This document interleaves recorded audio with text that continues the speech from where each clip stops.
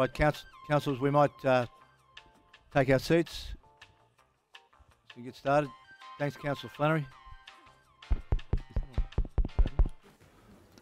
Can people hear that? I think oh, there you go. Yep. Thumbs up. Was that for Collingwood, Wayne, was it? Or? Yeah, well, okay, right.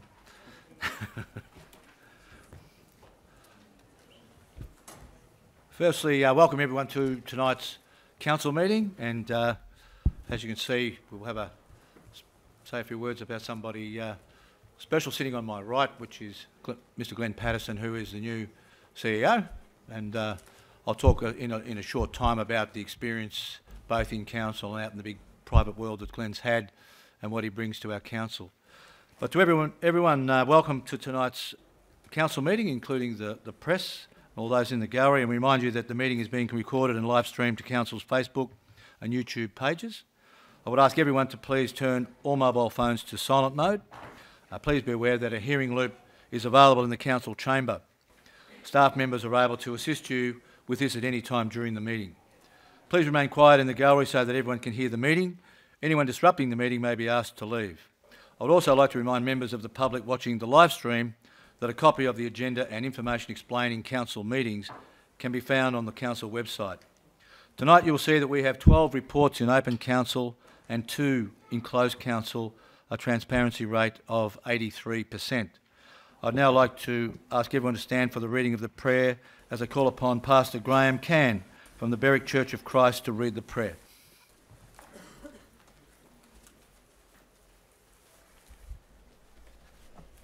Let us pray. Father, we thank you that we have learned the values of unconditional love for each other, honesty in relationships, justice for the marginalised, equality for people of all races and genders, and sacrificial service in our community. As this meeting commences, we thank you for these, our local councillors, who have stepped up to embrace these values at a cost to themselves and for the benefit of the whole community. We pray that you'll grant them the wisdom they need to govern wisely and impartially, the grace to listen to each other in their community, and the compassion that such a service as theirs requires. Together we would pray for your blessing on the city of Casey, for its medical and emergency services, for its educational and childcare institutions, for its service organisations and churches, and for all those who serve the community through trade and commerce. Through them, may those with deep needs be comforted and healed. May the children and young people become the great leaders and servants of tomorrow. And may the city of Casey become and remain a safe, compassionate and prosperous city. All this we pray in the name of our Lord Jesus. Amen. Thank you, Graham. I'll ask everyone to remain standing while I call upon Ms. Lisby Lapierre from the Casey Multi-Faith Network to read the faith statement.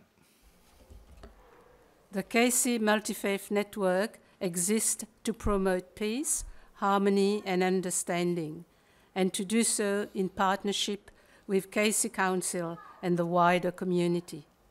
We aim to spread knowledge and clarity about what different religions or worldviews believe, teach and practice.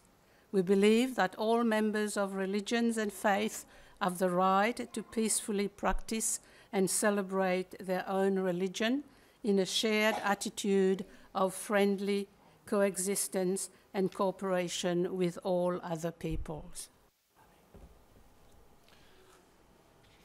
Thank you very much, Lisby. Please be seated. The City of Casey acknowledges that we're on the traditional land of the Bunurong and Wurundjeri people, and we pay our respects to all elders past and present. Are there any apologies for this evening's meeting? I'd like to move a leave of absence for Councillor Gillich. Can we have a second for that? Seconded by Councillor Cristani. Is there any dissent? Then that is carried. Are there any other apologies for tonight's meeting? Thank you. Councillor Rosario. Are we good? Councillor, I'll move that Councillor Jackson be an apology for tonight's meeting. Mr Mayor, he's got leave. Oh, he's got leave yeah, already? So he's got leave. Thank you. Any others? No? Oh, Councillor Rose over the back. Okay. Suspension of local law. Is there a move and seconded to move the suspension of the local law until I determine to reapply the local law? Moved by Councillor Flannery, seconded by Councillor Stapleton. Is there any dissent? Then that is carried.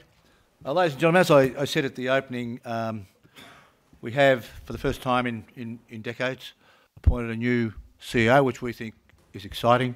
There were 7 of us on our subcommittee, and then for the last meeting to appoint Glenn, we had all councillors involved. So we certainly put him through the ringers, and tonight I'd like to formally welcome Glenn Paterson as City of Casey's Chief Executive Officer. Well done, Glenn.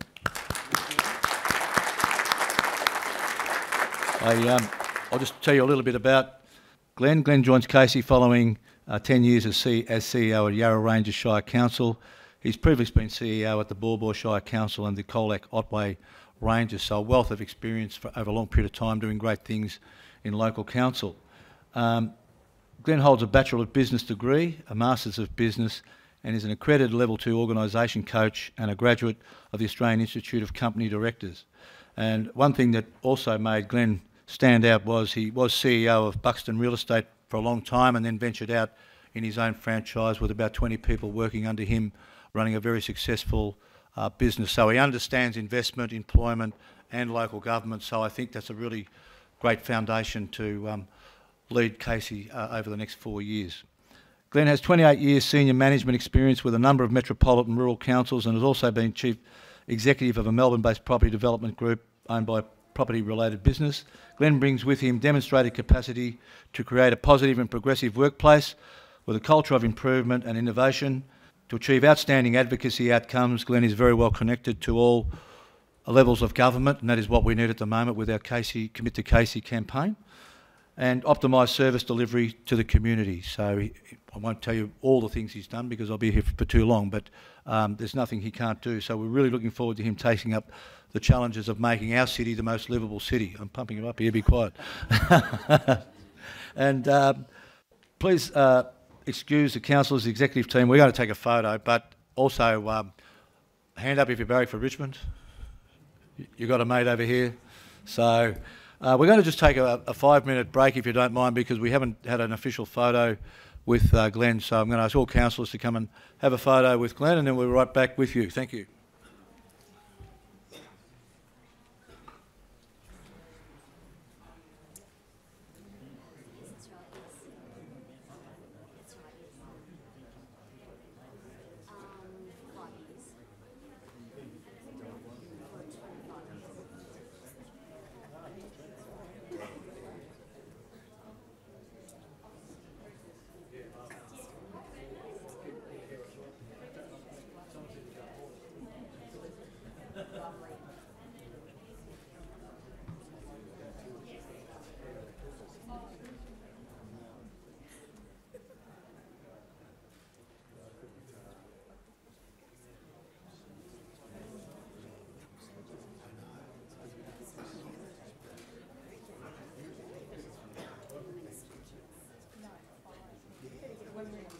You may take it. What did they sort of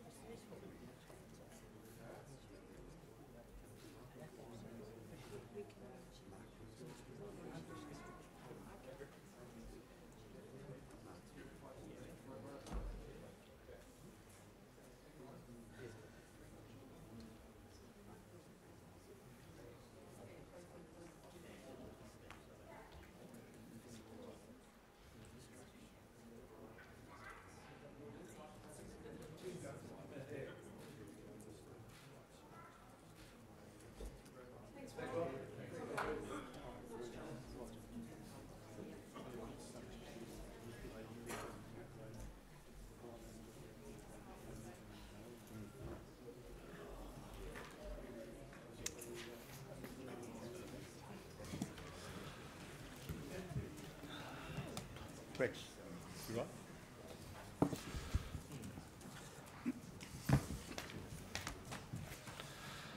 Ladies and gentlemen, we do have some very special guests tonight, and we'll start off with the Councillor Flannery's special guests, who are some Joey Scouts, and he's going to talk about them. Thank you, Mr. Mayor, and welcome to our new Chief Executive, Glenn Patterson. Lovely to have you here on this special night. It'll be a night I think that our young Joey Scouts won't forget. The reason why we're here tonight inviting the Joey Scouts is that while everybody was enjoying themselves at schools on stage, I happened to go across to the Narre Warren Scouts, and I was witness to a presentation of two of the Joey Scouts, but there are four. Back in May there were two, young Ollie and Elizabeth, and on August 30th there was Brodie and Bridget, who won awards for the Joey Scouts.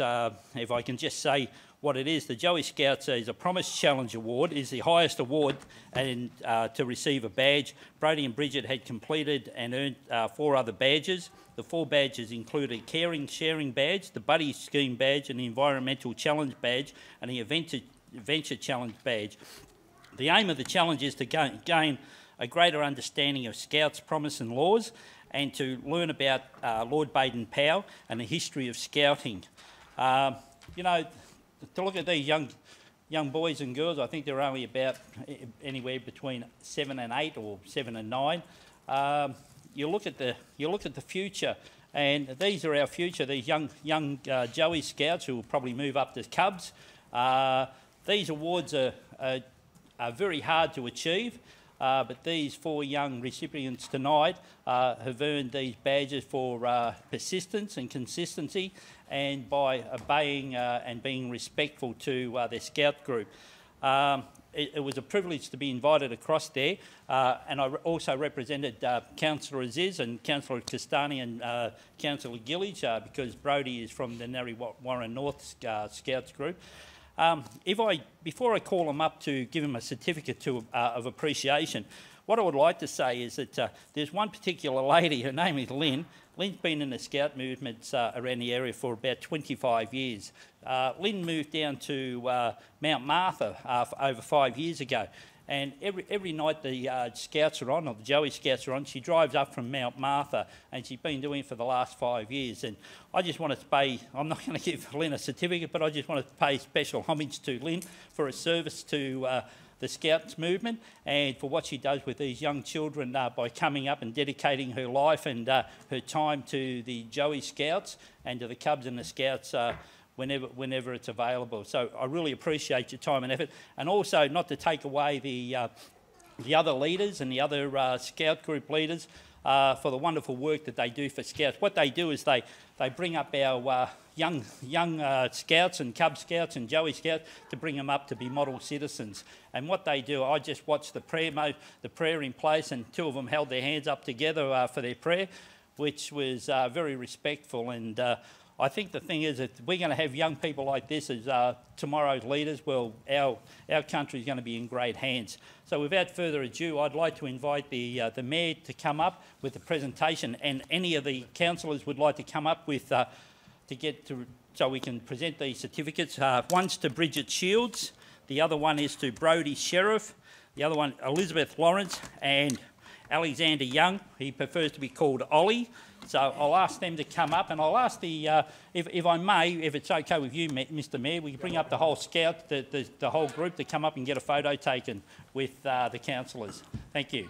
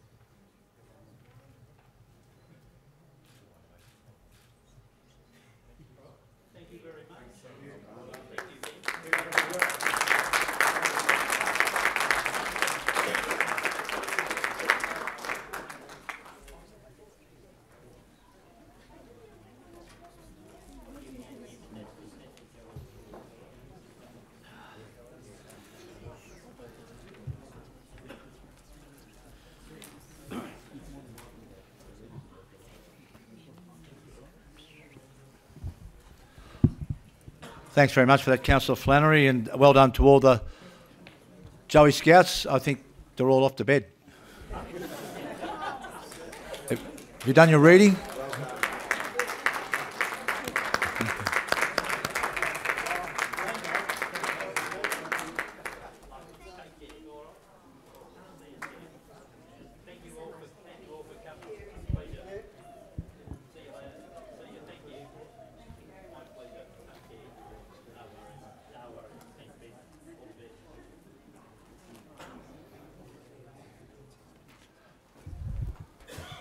Yeah, that was terrific.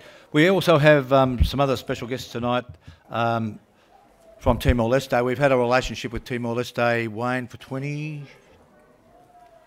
long time, and Council and Timor-Leste have done some really great work together, so it's my great privilege tonight to welcome and acknowledge some important international visitors here amongst us this evening.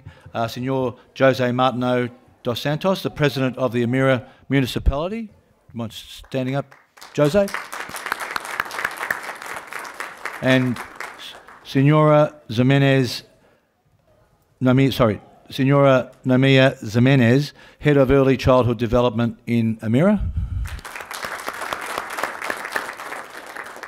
And Senora Donna Santina, Head of Births, Deaths and Marriages Registry in Emira. Senor Martino dos Santos, Nomia and Donna are visiting Casey from our friendship city Emira in East Timor. The purpose of the visit is a professional development exchange. Last week, the delegation toured some of the facilities in Casey, and today we have spent a whole day at Bunjil Place, meeting the officers from across the organisation to exchange information and learn more about the city of Casey and Casey Council. They've also been visiting several schools and kinders throughout Casey, as well as undertaking some important strategic planning with the Friends of Emira Committee, who have been hosting them. The Emira Municipality is a newly formed entity, and Council hopes that the visit has been a worthwhile professional development opportunity and that you have gained valuable information and ideas to take back and implement in the government, schools and communities in East Timor. Thank you also for sharing your experience and knowledge with us. It has been a valuable two-way learning exchange. On behalf of my fellow councillors, we wish you all the very best for the rest of the week, and I look forward to seeing you again at the mayoral reception on Friday evening. So it's my great privilege now. I'd like to invite Senor Jose Martino dos Santos to say a few words at the lectern, if he would, please.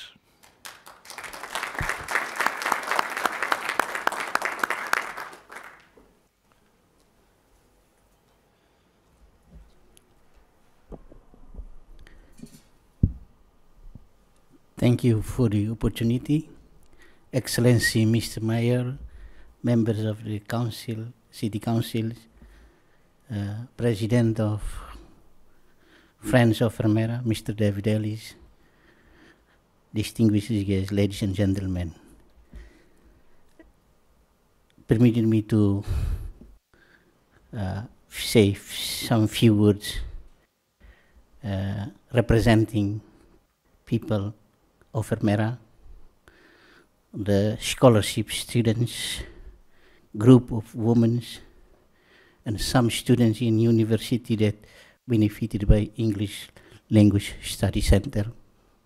And tonight I'm here to say thank you very much for your help and other things that has been extended to our people. Second, I would like to express and to ensure the commitment that municipality of Emira is going to strengthen and support the cooperation that has been established during since 2004 until now, and hope that this cooperation will be continued and will get some benefit for our country and our people in Timor-Leste, especially in Emira. So, ladies and gentlemen, thank you very much for this great opportunity has been given to me to say some few words representing them. Again, thank you.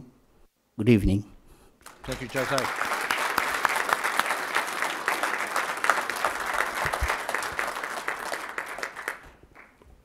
To respond on behalf of the Emira delegation who are looking after Jose, I would like David Ellis to respond for a couple of minutes. Thanks, David.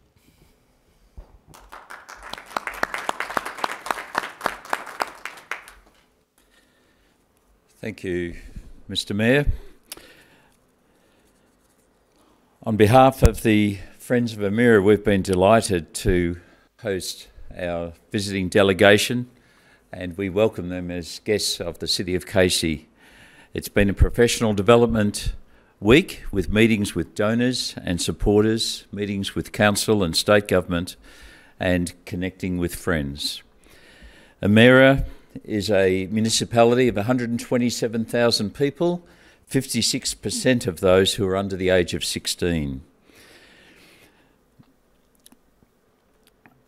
In the City of Casey, we've enjoyed a great relationship with Amera over the last 15 years or so. And within the City of Casey, there are in excess of 300 or 400 students who have toured to Amera in recent years as part of school visits and exchanges. Over the last week, it's been a privilege for our delegation from Amera and the City of Casey to share our learnings. And we know that both Amera and Casey share common values of a commitment to building a healthy and sustainable and vibrant community. We at Friends of Amera are very appreciative of the city's principles and memorandum of understanding that you have with Amera, and your commitment to Amera through professional development, financial support, access to council officers, and importantly from the council, your encouragement to continue. So on behalf of the Friends of Amera, we thank you, City of Casey, for your support, and we also join with you in welcoming our delegation from East Timor. Thank you, David.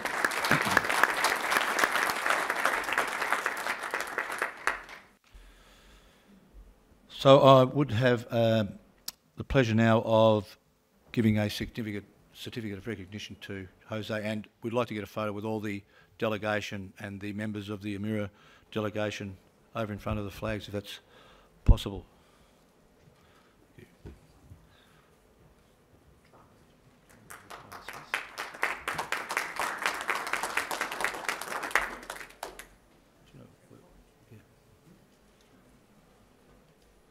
Oh, here it is. No, we're good. We're good.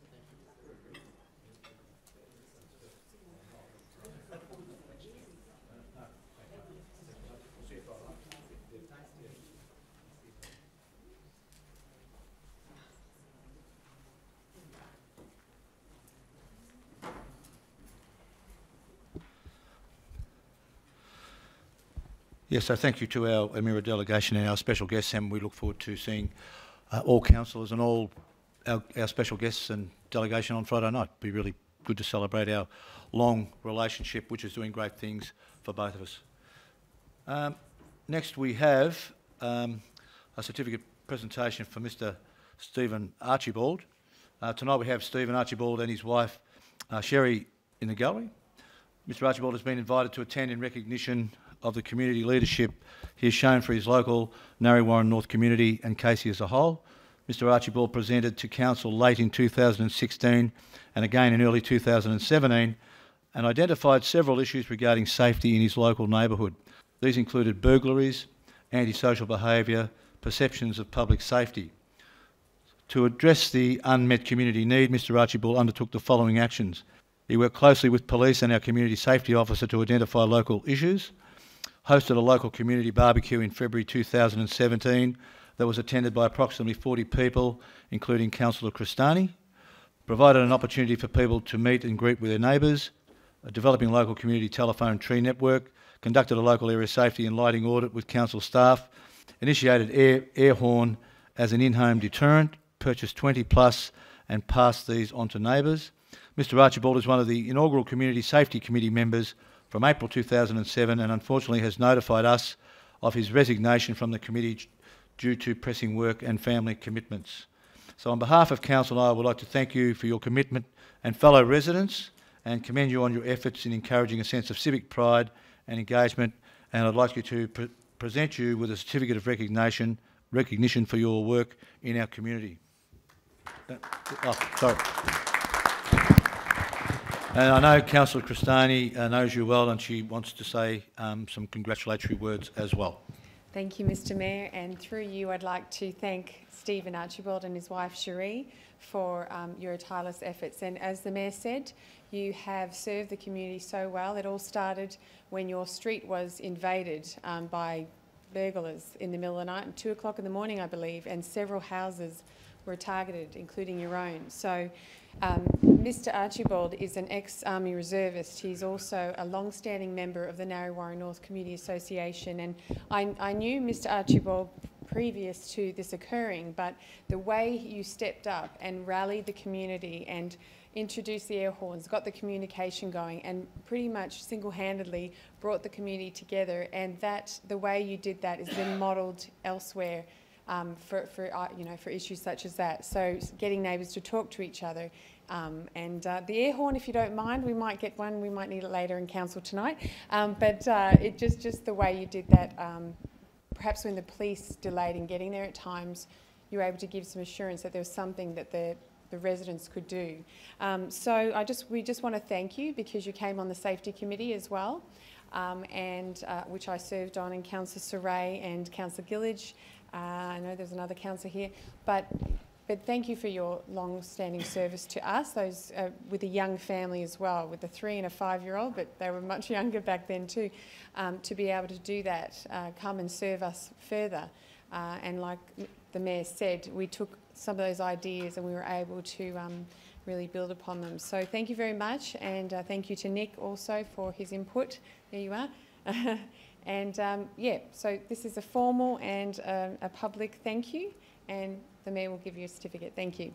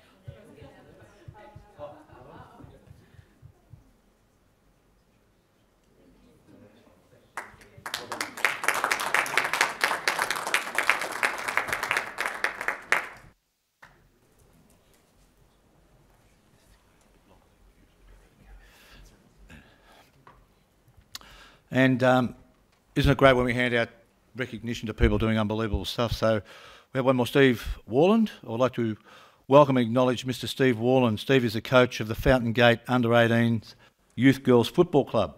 He has coached the girls for 4 years now. He is a great role model for the girls and has provided them with a safe, respectful and friendly environment.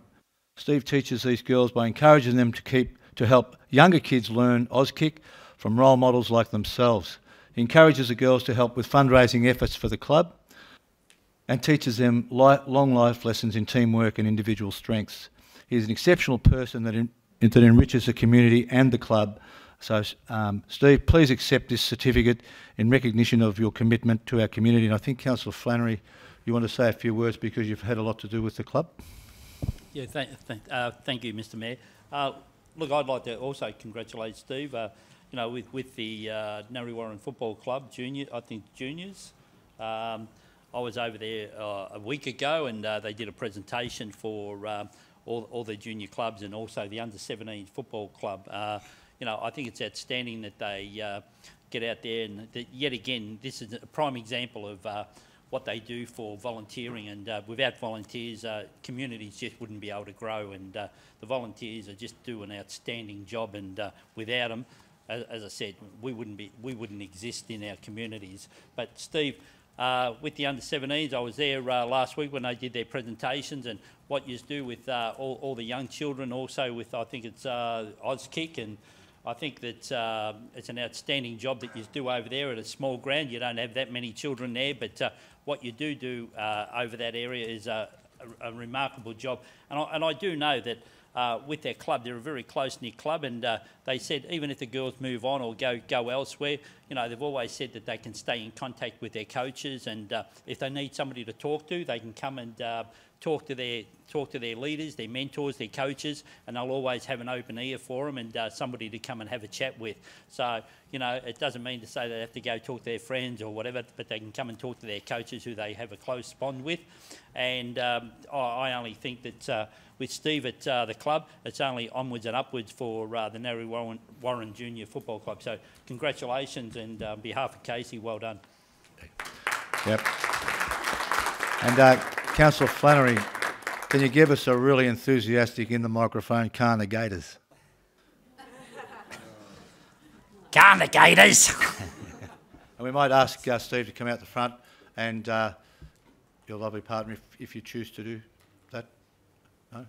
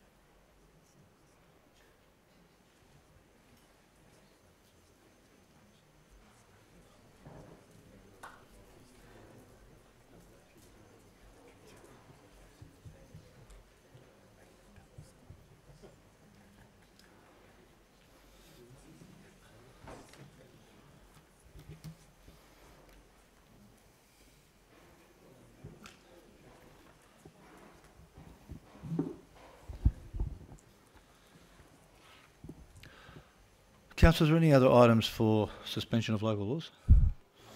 Then I now determine the local law reapplied. We'll move to confirmation of minutes. Is there a mover and second to confirm the minutes of the council meeting held on Tuesday the 4th of September 2018? Moved by Councillor Flannery, seconded by Councillor Aziz. Is there any dissent? And that is carried. Declarations of interest. Does any councillor have a conflict of interest they wish to declare tonight? I do. On item 6.6, which is a rescission motion from the last carried over from the last council meeting, and so when that item comes up, I'll state why. Councillor Stapleton. Thank you very much, Mr Mayor. I have a conflict of interest for the same item, indirect, one that I've notified our CEO of earlier today. Thank you. Thank you. Are there any other conflicts? Councillor Saray. Thank you, Mr Mayor. I've also got a conflict in the rescission motion, and I've notified the CEO of that. Thank you. Okay, thank you. So when that comes up, we'll ask everyone with a conflict to state why they have a conflict. And we'll move on to officers' reports. Are there any councillors who wish to withdraw officers' reports for further discussion tonight? We'll start with you, Councillor Aziz. That'll be item 6.1. 6.1 for Councillor Aziz. Councillor Stapleton. Thank you, Mr Mayor. Item 6.3, a maize campaign. Thank you. Councillor Rosario. Thank you, Mr Mayor. 6.4. 6.4. Councillor Smith. 567, please. 565, 6667. Thank you. Councillor Cristani. Thank you, Mr Mayor. 6.8, please. 6.8. Thank you. So, as a mover and seconder to adopt the recommendations listed in the officers' reports that have not been withdrawn for discussion as follows. Items 6.2, 6.9, 6.10, 6.11 and 6.12. Moved by Councillor Stapleton, seconded by Councillor Cristani. Is there any dissent? Then that is carried. We'll move to public question time. Ms Frost, are there any public questions this evening? Through you, Mr Mayor, no questions have been received. Thank you very much. So we'll move on to officers with reports withdrawn for further discussion, and we'll start with 6.1, Casey-China Engagement Strategy Update. Councillor Aziz. Thank you very much, Mr Mayor. I'm absolutely delighted to be moving this recommendation in my name. Seconded by Councillor Smith. Thank you, Mr Mayor and Councillor Smith. Mr Mayor, it is my great pleasure to introduce this report tonight. Our relationship with China has been going forwards in leaps and bounds since Council made the strategic decision... sorry, Councillors. Councillor Flannery. Councillor Rowe. I can't hear. Thank you. Mr Mayor, since Council made the strategic decision in 2016-17 to pursue a relationship with the economy of China and to indeed identify opportunities for collaboration and joint work with Chinese cities. And Mr Mayor, I travelled there in both 2017 and 2018, and what has been achieved is simply amazing. We now have 2 memorandums of understanding. Let me repeat that, 2, not just one. One with Dujiang City, which is a city of some 650,000 people, and another one with Mianyang City, which is a city of some 6 million people, and is regarded by the Chinese central government as the leading city in the whole of China on innovation and technology. I'm absolutely thrilled to report, Mr Mayor, that the city of Casey is the first city, now get this, Mr Mayor, the first city, not in Australia, but in the world, Mr Mayor, to ever sign such an economic partnership with these 2 distinguished cities. And that is in itself a remarkable achievement, one for which this council at the political level, but also our officers at the administrative level, should be congratulated for having coordinated and achieved.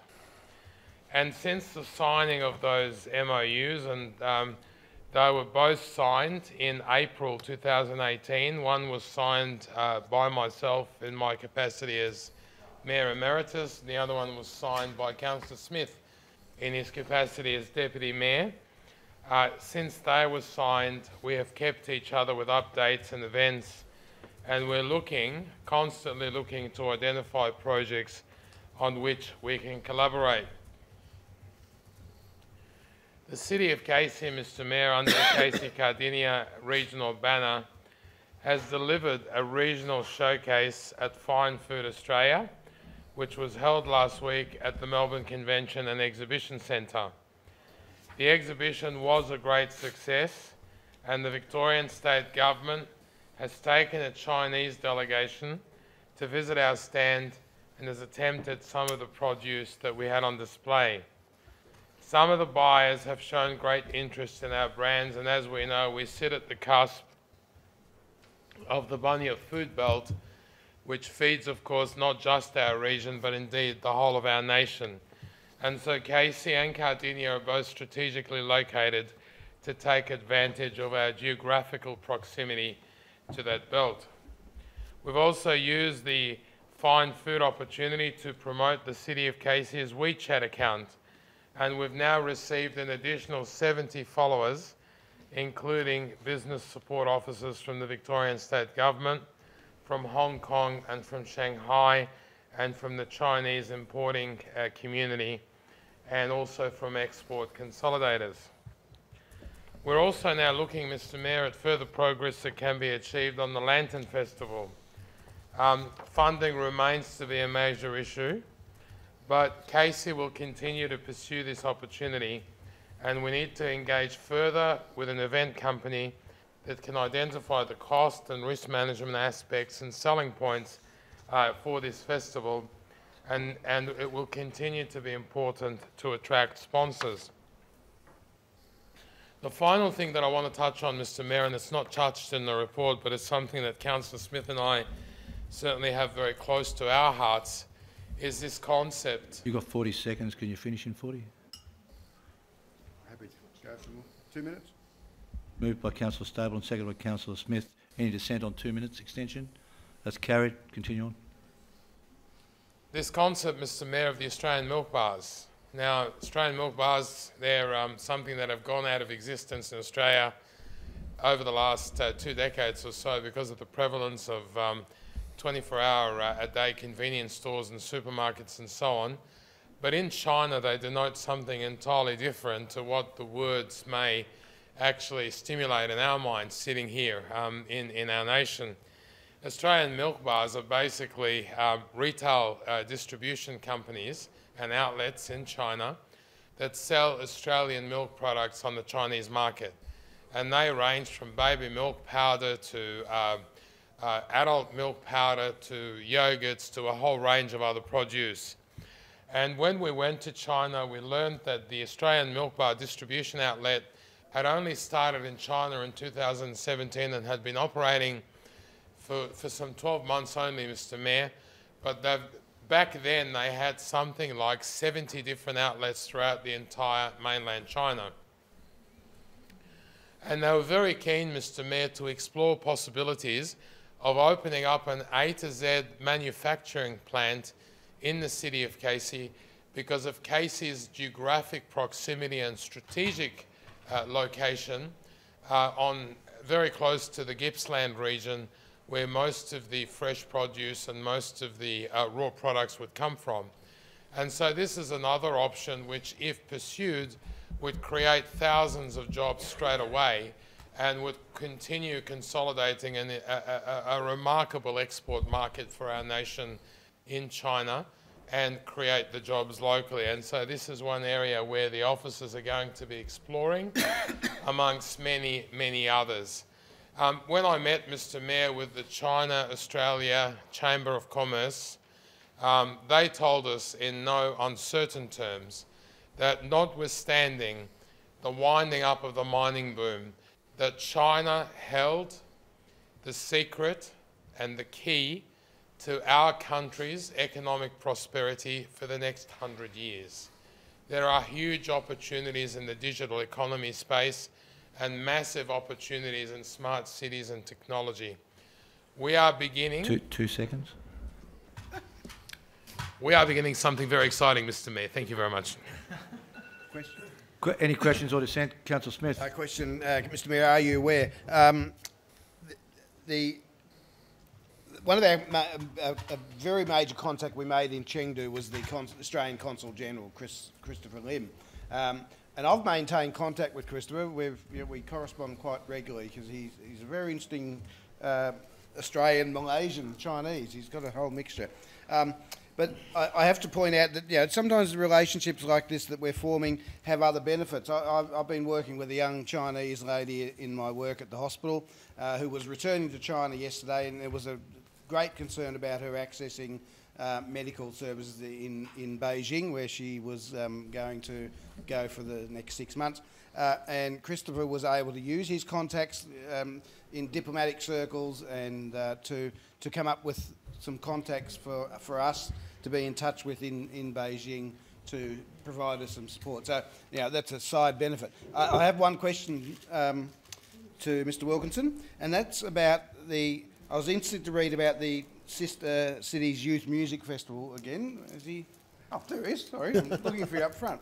I know last year we got an invitation very late, and I understood completely we couldn't do anything. I think we had a couple of weeks' notice. I'm wondering why it says City of Casey is not able to attend, but who made that decision and on what basis was that? In terms of, sorry, through you, Mr Mayor, in terms of last year's event? No, it talks about the invitation to the 2018 Chengdu Festival has been received. The City of Casey is not able to attend, the report says. I think that was done in consultation with the Mayor's office at the time, if I remember rightly, because I think the Mayor actually produced a video message for the event that was presented there to obviously identify the fact that this is something we would want to do in the future, but it wouldn't happen for this year. Yeah. My understanding was the first invitation was to the festival last year. So there was another one this year, obviously. That's correct. Yes. So my question would be, and I might ask the councillors, is to add it into the the recommendation perhaps, or Mr Wilkinson, you might be able to take it on board. Can we contact them to get an advance notice of the 2019 so that we can work on it? Because my recollection was the invitation was such that the young people that who might be interested in attending, they only had to get there, because once they were there, the Chengdu organisation were going to pick up their accommodation and other expenses. So I think that it's a real opportunity. Airfares to China are very reasonable these days, and you can fly straight to Chengdu from Melbourne. It would be a good opportunity to be able to offer some of our, and the group I'm thinking of particularly would be the Melbourne Youth Chorale, which is the former Berwick Youth Choir, who might have a large number or a small number of young people that might be willing to go. So I think it's such a good opportunity, and we should be taking advantage of it. And let's not wait till the next invitation. Let's find out when it is, and start planning and negotiating now. So I don't know whether you just want to take that on board, or do we need to formalise it? Again, through you, Mr Mayor, there will be another report on China engagement coming to Council in 4 weeks' time. Okay. And that's really to inform Council with regard to another trip that's been taken with businesses this time.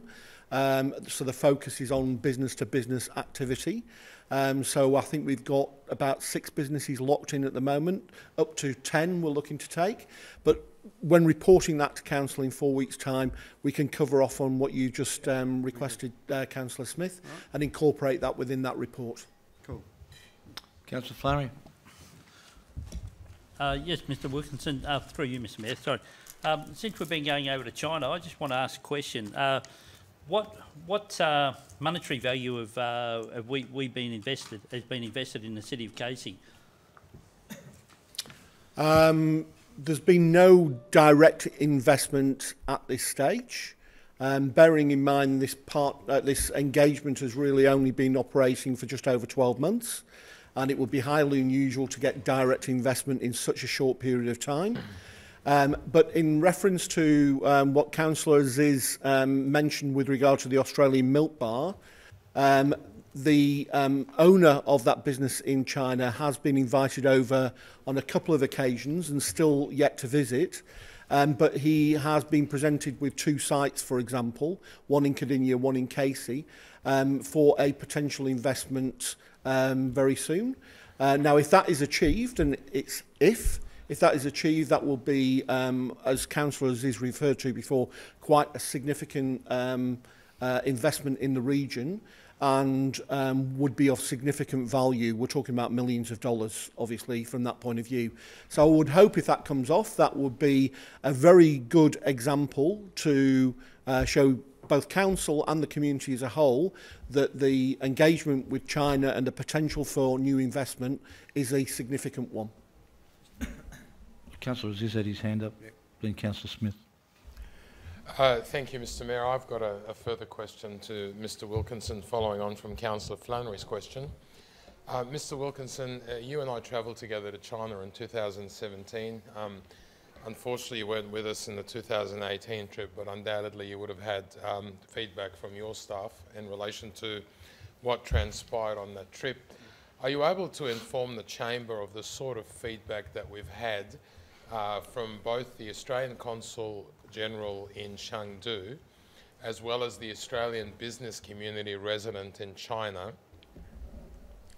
about the value of the work that the City of Casey is doing in China, and what sort of return on investment that we can look forward to see as a result of the proactivity and the action that we have taken in China in trying to build bilateral relationships?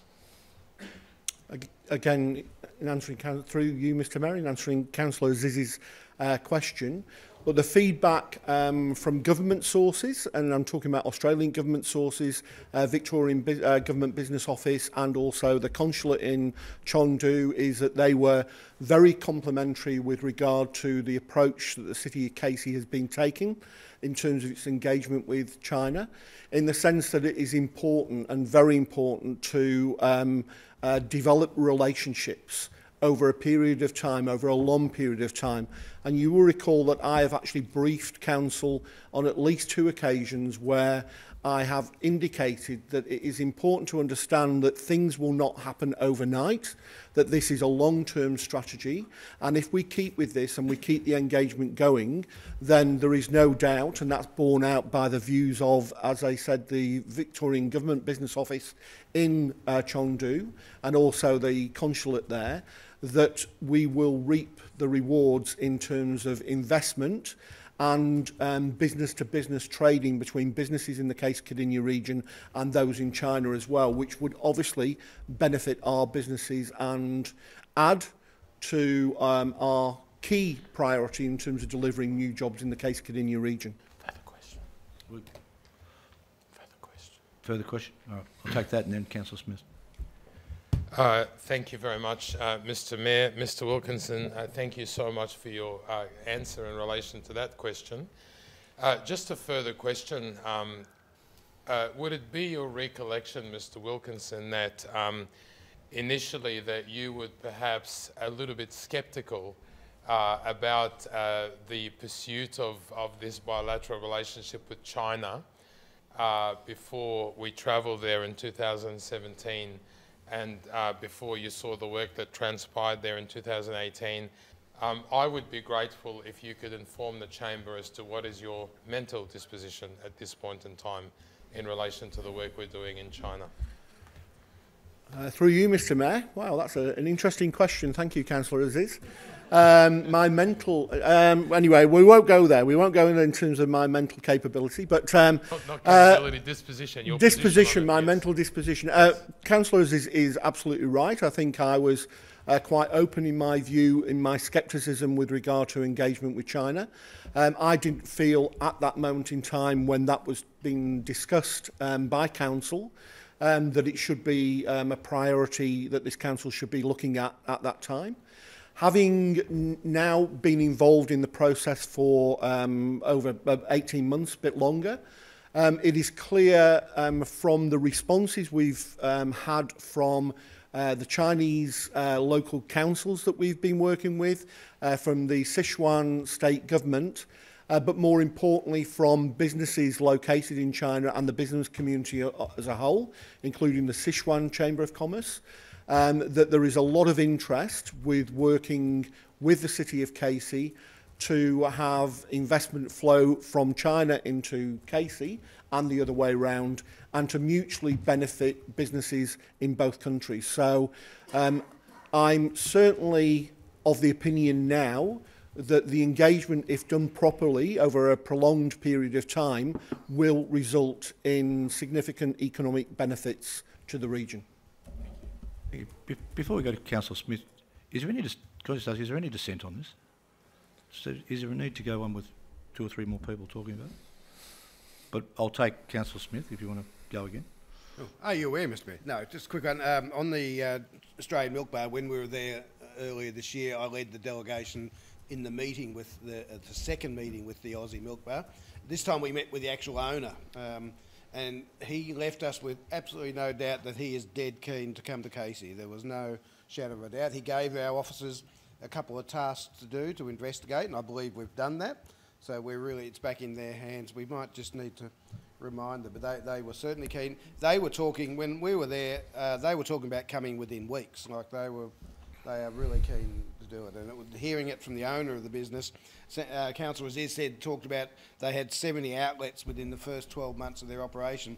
They're up to several hundred now, and we visited their HQ, which is in the largest building in Chengdu, and apart from amazing views, their corporate setup was pretty amazing. So they are dead keen. Thank you, Councillor Rose. Decline to speak. Thank you, Councillor Rose. Is there any dissent? Then it's carried. Thank you. We'll move on to 6.3, Amaze campaign. Councillor Stapleton. Thank you very much, Mr. Mayor. I'd like to move that recommendation in my name. Seconded by myself. Oh no, Councillor Cristani. Thank you, Councillor Cristani. Mr. Mayor, I'm just raising I'm just raising this, withdrawing this report to thank the council officers for all the work that they've done, for the very broad way that they've distributed the information about the campaign. And the campaign is all about doing one thing for autism, and that campaign is ongoing. It's run by Amaze, which I think is an amazing, if you allow me the pun, an amazing campaign, because whilst so many people understand the word autism and they are familiar with it, I'm not sure that everybody understands what autism is, and this is a great way of really explaining what it is to be autistic, I suppose demystifying it, and also disarming people who come into contact with people with a disability, just accepting that sometimes they can do things differently, sometimes they need to do things differently, and that we need to be an inclusive community where we really accommodate their requirements. They're very often obsessive compulsive in certain areas, and they need to do things in a very structured and concrete way, and it's just about us really understanding that a little bit more.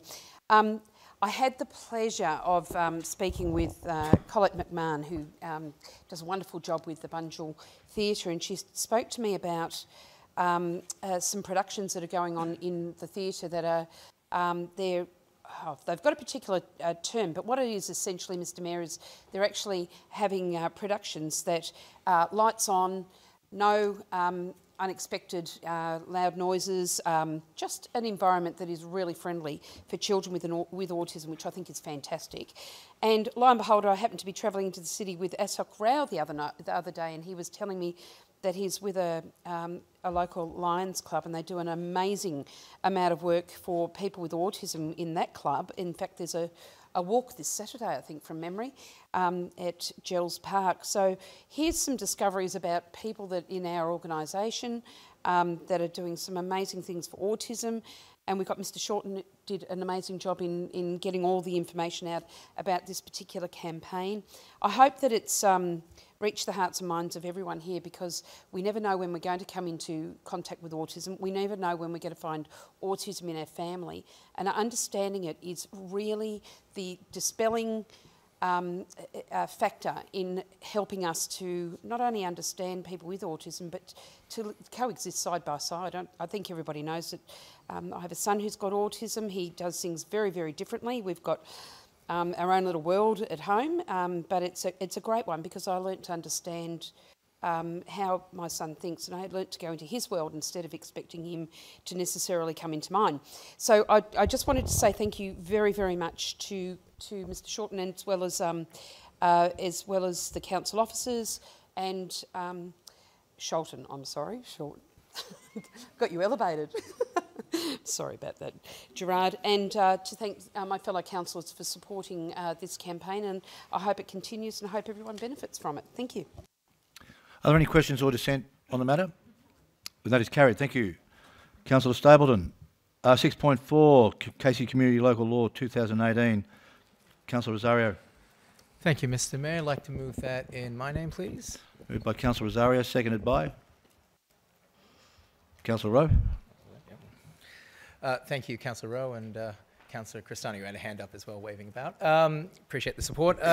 Mr Mayor, I'll keep this one brief. This is really like considering the drones. So I had concerns about what we had in terms of a one-line item in the local law that talked about regulating drones, which I thought was a good thing to think in that space of new technologies. But I think in our great excitement to do that, we probably overshot it a bit, and we need to kind of step back and have a think about what the future of drones looks like in the city of Casey, which is, as you know, Victoria's largest council by population, so there's going to be a lot of kids out there, and people who may want to embrace this new technology, have a bit of fun, you know, and so forth. So with that said, the community had reached out to me, a number of different drone organizations and individuals who said, we're very concerned because we feel that this is a double up of what CASA, I think it was CASA, yeah, CASA had to regulate, but also that council was overreaching in terms of what it could do in terms of enforcement and so forth. So I'm very pleased to see that, look, that council officers have had that workshop, that they've done the work that's required to understand exactly from the drone operator's perspective as well as for personal use as well. And they've come back with maintaining the exemption under the Act until such time that we decide to amend the local laws. So my thought on that, Mr. Mayor, is perhaps we need to take a step back from that even and think about the future of what drones look like in the city of Casey, and perhaps that's something we can consider as part of a policy that we have. I'm not sure which one, so I might get advice on that from the officers, but my intent with saying that is to consider how can we integrate that into the city of Casey, or consider the implications of that. And perhaps we have safe spaces in parks or something where people can fly that for recreational use and so forth. I mean, I don't know what the answer is because it is new territory for us, but I do know that other councils in other areas have experimented and done some work on this, and perhaps we can learn from those lessons and apply them here in Casey. So with that said, is there any thoughts around which policy that might actually fit in? Are you asking one of the officers? Yeah. I don't know which officer to ask, so I might defer to anyone here who can Karen consider. Bell? Ms. Bell? There is a website that is available through CASA which identifies where people can actually fly their drones legally. So there is provision there to be able to promote that website, and I'll take that on notice in terms of discussion with Mr Sholton about the possibility of us being able to promote that website through our own website, and put a link there to enable people to see where they can legally fly their drones that are for private use. The use of drones for commercial purposes will still be covered by the provisions that are in the local law. Okay. Okay. And one final, I actually got a question, Mr Mayor, then I'll finish up. When's the local law being reviewed again? Through you, Mr Mayor. Through you, Mr Mayor. The local law is in place for a period of 10 years. Now, there is the opportunity to review that at any time. However, it does come at cost to council, as outlined in the report. Given the fact that the local law has only just been made earlier this year, the decision was to hold off doing a full review of the local law at this point in time. And that way, the provision that we've put in the council report is to suspend this particular clause of the local law until such time as we do that review. Generally speaking, that would be done within 3 or 4 years of a new local law being made, because circumstances within the community changed over time, and at that time we will look to amend the provisions of this particular clause. Okay. Thank you for that. And look, I fully support that as well, Mr Mayor. I don't think we should be reviewing that or trying to revoke the particular clause that we've put into our local law. But as I said, I would like to see that council consider what the future of drones looks like. And when we do come up to a review period where we can then look at that clause, I'd like us to have some sort of idea or strategy around how we could address the future of that, so we don't, again, overshoot or perhaps misinterpret how we might be able to go forward with this. And I understand that we did that purely to protect our residents, Mr Mayor, and I think it's a very good idea. I just think we need to tweak that and understand a bit more and plan that. But thank you very much for your work, Ms Bell, and thank you, Mr Mayor. Thanks, Councillor Rosario. Councillor Aziz, do you have a question or dissent? Well, I'm in a procedural dilemma, Mr Mayor, because I actually don't want to dissent to the recommendation. I actually want to dissent to what Councillor Rosario has been saying, because I honestly have lost him there in terms of his attempt to introduce a motion. And the reality is, this is CASA airspace. Are you aware of that? And the report clearly makes it so. And so I think we've gotten in trouble this time because through the overreach, we've actually tried to meddle in someone else's jurisdiction. And that jurisdiction sits purely with the federal government through regulation and control and enforcement of the airspace. And so I don't want us to go back and meddle in this area again. What I want us to do is to take lead from the federal jurisdiction, legally charged with actually administering this matter, and entrust the safety of our residents to their powers and their capacity to enforce the rules relating to the airspace relating to drones. And so I'd like to leave it there. I agree with everything that's been expressed in the report, and certainly with all the elements of the recommendation, and that's the conundrum that I face. Perhaps I should have made that preface with are you aware that I actually agree with the recommendations but not with the introduction of the recommendation, because I think that leaves everyone confused. Okay, so you're not dissenting? Not to the Okay. recommendation, no. Can I respond? Yep, Councillor Rosario. Thank you, Mr. Mayor, and thank you, Councillor Aziz, for your thoughts around this. My intent with that is we're looking to be a smart city, and I think one of the things about technology is that while we're looking at ourselves and thinking of better ways that we can do things, I think we can also look at the way that other people use technology too and support that. And I get where you're coming from. Yeah. What's your point? Yeah, what's the point? Mr. Mayor, I don't think it's a good idea for us to confuse our smart city strategy with drones, because being a smart city doesn't mean that we actually jump into the jurisdictions of other levels of government, be it federal or state. Drones are quite different, and I think introducing the smart city argument at this juncture does the City of Casey enormous disservice, because we've got a whole heap of smart city initiatives that we're pushing through, and we don't want to give the impression to anyone that we're being confused about the way that we're rolling out the smart city model. The drones issue is quite separate from all that, and this is why it's very, very important that in introducing this report that we have absolute clarity that this is a federal jurisdiction and we should meddle no more and not give any more confusing signals about it. Relevance. Yeah, look, I will award that to you, Councillor Aziz. Maybe, Councillor Rosario, if we just stick to drones and drone space. Yep. In drone space, thank you. Thank you, Mr. Mayor. Okay, so if we're talking about jurisdiction and so forth, Mr. Mayor, I haven't added a point into the recommendation. I've merely made a comment and my belief that we should consider what the future of that looks like.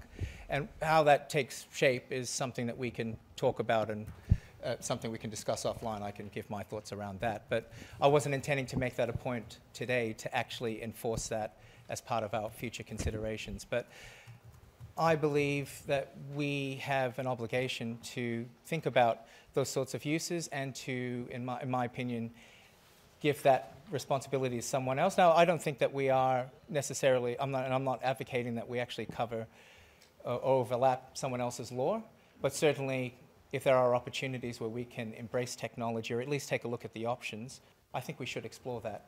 Because whether we have a law in place or not, I think people will be using drones.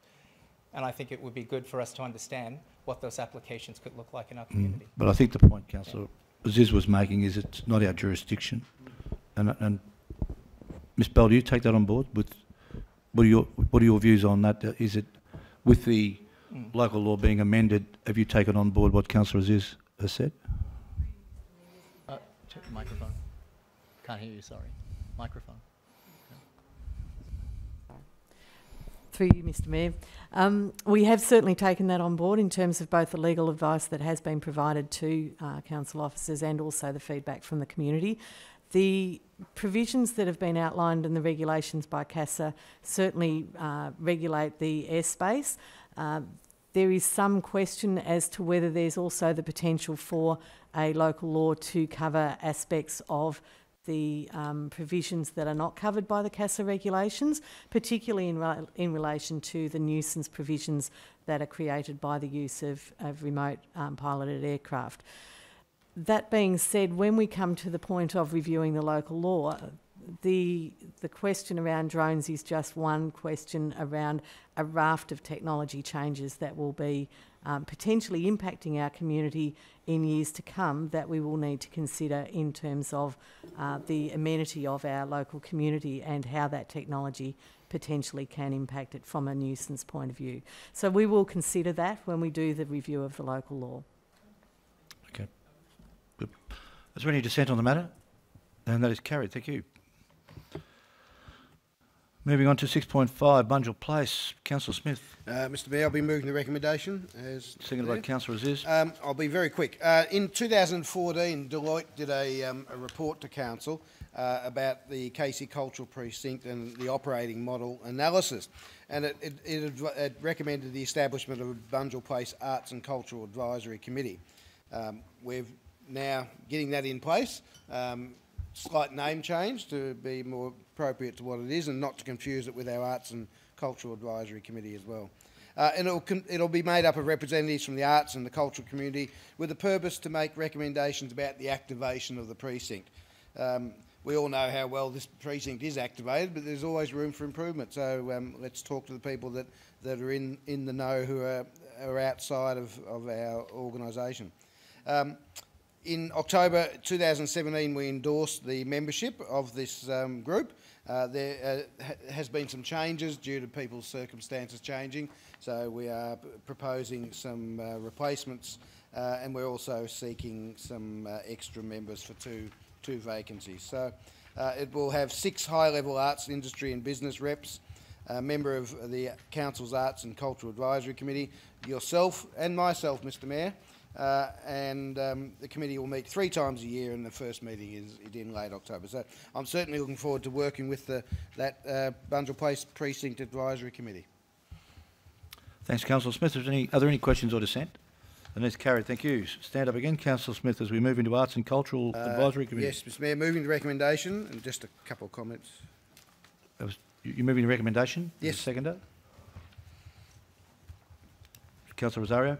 Okay. I'll be very quick. I wasn't at that meeting. I don't miss many of these meetings over the years, but I missed this one because there was another council function on that night that I had to be at. Just to note, if you look at the urgent items, I think there was a couple of important things. Bunjil Place is 1 year old on the 28th of October. Ignore what you say there. It says 29th of October there, but that's not right. Free performances in the studio and the theatre and out in the plaza, so it's going to be a great day to commemorate 12 months of fantastic operation. Now, if Mr McMahon Hoskins was here, I'd ask for some fun facts, but I don't know whether I can put you on the spot. Certainly can. Good. Fun facts about what's happening in the arts arena? Yeah. Okay, first I can say that we have a relaxed performance on Hungry Caterpillar on our public holiday. We're testing what the precinct will look like on a public holiday. We have over 1,000 people coming in to see that relaxed performance of Hungry Caterpillar, and we'll open, the precinct will be activated for it. Not working? Is that better? That's it. Sorry. So we have activities for families with children on the spectrum. So, secondly, we hosted the Winter Arts Festival over 3 months. There were some pretty interesting highlights. We had a great launch with over 60 artists. Our local windmill company presented We Will Rock You, and I think a number of councillors tonight have attended that. We had over 4,500 tickets sold for that. Ange Barnett, our new arts officer, initiated a hip-hop songwriting, filmmaking workshop for our young people, and that was very well received. And the film that was made was presented on our closing night party. We had 14 studios and over 30 artists participated in the Open Studios weekend. And we had a new closing party where over 60 members of the community came in and celebrate the end of the 3-month festival. And another initiative, Georgia Cribb, our gallery director, nominated or suggested that we participate in Open House Melbourne, and that's when a number of buildings across Melbourne are open for the public. We had just under 2,000 people come through Open House, and that was front of house and back of house tours. We had in conversation with our now departed acting CEO, but he was the director of Bunjil Place, and representatives from both FJMT and Root Partnerships talk about the impetus behind Bunjil Place, what it meant, the whole design and construct. So we know that anecdotally that of the 2,000 people, are quite a significant number from outside the municipality. So there was a lot of interest. Cool, very good, well done, Mr Mayor. I just want to finish off, but on the 1 year celebration day, the 28th of October at 5 p.m, you've been very kind to allow us to host a mayoral charity concert in support of the drought relief. It's tentatively been called Casey Cares Drought Relief Concert. Over 20 local acts. We put out expressions of interest. We've got 75 local performers wanting to be part of it. It would have gone for 6 hours if we wanted to take all of them, but we simply couldn't. But we've got over 20 local performers. I'll just go through some of them. Dr. Jonathan Welsh, who has been well known for his role with the choir of Hard Knocks, is going to be performing as a solo artist, but he's also going to be conducting the Voices of Casey, and hopefully we'll get the Bunjil song out of that group on the night. Alan Caswell, who, if you're a country music person, you would know Alan Caswell, but I didn't know him until I met him, but he is an internationally famous performer in country music, but he's better known as a songwriter. And his most famous song that he made a lot of money from, and still lives off it, he drives his huge RV, and he says that Prisoner bought me that because he wrote the theme song for Prisoner that went all around the world. And so he's coming because he's performing in Casey that afternoon. He's going to come up. And I'm very proud that one of our local up-and-coming performers, Andrew Swift, who's currently in Nashville. Tonight, or today, he was performing at the Bluebird Cafe in Nashville, and that's the mecca of country music in Nashville. He's performing at our concert as well, as long as lots of dance schools and singers and performers. So it's going to be a great night, and all proceeds will go to the Drought Relief Fund of the Mayor's Choice. So it's going to be a great night. Thank you, Councillor Smith. I've heard Andrew Swift. He's unbelievable. So are there any questions or dissent on the matter? Dan, that is carried. Thank you. 6.7, Councillor Smith. Yeah, again, I'll be very quick. I've only joined the Access and Inclusion Committee this year or late last year. Did you want to move it? Might have been late last year. I'm moving the recommendation, sorry. Seconded by Councillor Stapleton. I'm really proud to be part of this committee, and it does some great stuff, and it's got potential to do even more stuff. We had to reappoint some more people, and it was really interesting. I don't know of any other committee that Casey has that would have a process of inviting people to join and had 32 applications. It's just absolutely amazing. So it says something about the need for this committee and the fact that people want to be on the committee. And it's a very diverse committee. The people that we've added to it will bring something new to the committee to what it already has. We've got a whole mixture of things, and hopefully as we go down the track you'll get to learn about some of the people on that committee. So I thank the officers for that. It was a lengthy process for them to do the shortlisting, and the committee who interviewed each of the shortlisted candidates. It was a really good experience for some of them, because I'm sure they'd never been on a panel before, and just to see how they developed personally by coming up with questions and asking questions. It was great. So thank you. Thank you, Councillor Smith. Are there any questions or dissent? And that is carried. Thank you. What was it? 6.8. 6.8, Councillor Cristani. Thank you, Mr Mayor, and I want to move this motion in my name tonight. Moved by Councillor Cristani, seconded by Councillor Saray. Thank you. Thank you, Kate, for your report, Amy, for your work, and Michelle, and the other officers that have mentioned this report. I want to follow off what Councillor Smith has said, and it's been great having him as a co-chair on the Access and Inclusion Committee. At our last committee meeting, we met at the Aboriginal Gathering Place, which was a great idea, and it was just a brilliant night. There was so much work done that night. In a real attitude of collaboration. I want to note on the report the exciting announcement of the $149,500 for the housing and the development of affordable and social housing strategy that we achieved, and our City Planning Department, Mr Mayor, will be overseeing that. So that's one of the noting on that committee. I also note other items, the housing summit that was held between the City of Casey and Cardinia. Yep, I did attend it very briefly, and it was an honour to be able to be part of those discussions. It's very important for both cities to be discussing that. Also, the Casey Sleep Out, the first inaugural, I believe, and many of the officers attended that sleep out we've previously mentioned. That was also brought up at the committee, and very important for the homeless to be considered with Access and Inclusion Committee.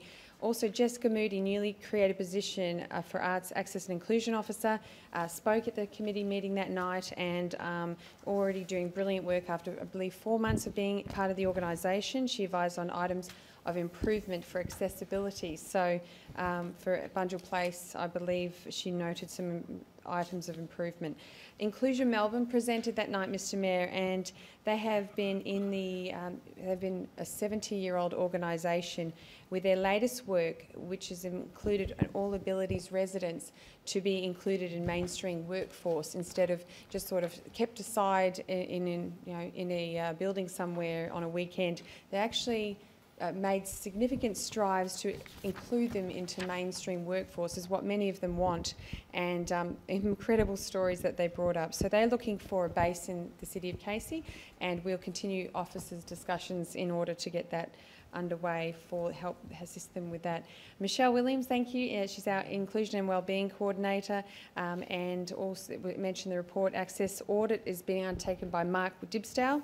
So thank you for his work there. Amy Moore, for your input with the vacancies, the overseeing, as Councillor Smith also said. So reading through that report, found that you really would have been hard, but that you picked 3 very, very brilliant committee members, and we look forward to hearing more from them and their input and valuable input we'll get for the access inclusion. Before I drone on any longer, so to speak, I'll leave it there, but thank you very much for your work. And is there anything that you wanted to add or say to tonight's report? And I just want to give you the opportunity instead of speaking so much. Thank you very much. Ooh. I'll leave it there, Mr Mayor. Thank you. Thank you, Councillor Cristani. Councillor Stapleton, do you have a question or dissent? Just a question, Mr Mayor. Okay. Our councillors aware, I just wanted to mention how valuable this committee is, as both councillors who are also on the committee have mentioned. We've got some wonderful people that are already on this committee. And in recent times, well, probably about nearly 9 months ago, there were a number of access issues that were raised, and there were ones that we couldn't have foreseen. But certainly my gratitude goes out to people that raise these things with us, and in such a respectful manner. They were things that we got onto with Mr Coldham straight away, and I have to thank him actually, because Mr Coldham and his team have done such an amazing job thus far, and I think it's all going to be reported back to the next Access and Inclusion Committee meeting, and then we'll come back to Council so we can discuss it further. But I just want to acknowledge the members of the Access and Inclusion Committee, our wonderful council staff, and the support of my fellow councillors. And I also wanted to mention yesterday something around the homeless area. There's so much interest in this at the moment, and so there should be. But I actually engaged with a fantastic lady who's done an enormous amount of work in this area. And Councillor Aziz might remember her because she did an enormous amount of work on that site in Narre Warren. And Julie Campbell's her name. So she's done a lot of work. She's got a lot of connections, and I'm really excited about the possibility of Julie perhaps working with us in a voluntary or other capacity, and yeah, look forward to being able to set up a meeting with her and the council officers to see how we can progress things. And this is what it's all about. Wonderful people in the community, got so many wonderful talents to offer, expertise and experience, and I think that you know, will be something we'll see more of in the future because of such an important issue. So thank you very much, Mr Mayor. Thank you. Is there any dissent on the matter? That is carried. Thank you. We'll move on to consideration of officers of reports of committees. Is there a mover and seconder to receive and note the record of the Assembly of Councillors as listed in the agenda? Moved by Councillor Flannery, seconded by Councillor Rowe. Is there any dissent? That is carried. Is there a mover and seconder to confirm the recommendations of the General Purposes Committee meeting held on Tuesday the 11th of September 2018? Moved by Councillor Flannery, seconded by Councillor Aziz. Is there any dissent? That is carried. Is there a mover and seconder to confirm the minutes of the Planning Committee meeting held on Tuesday the 11th of September 2018? Moved by Councillor Aziz, seconded by Councillor Stapleton. Is there any dissent? That is carried. Councillors, are there any joint letters or petitions you wish to present this evening? Nope. We'll move on to notices of motion, and the first one is the notice of rescission raised by Councillor Flannery, Jackson and Rowe. I have a direct conflict of interest for reasons that I've sent to the CEO. Councillor Stapleton.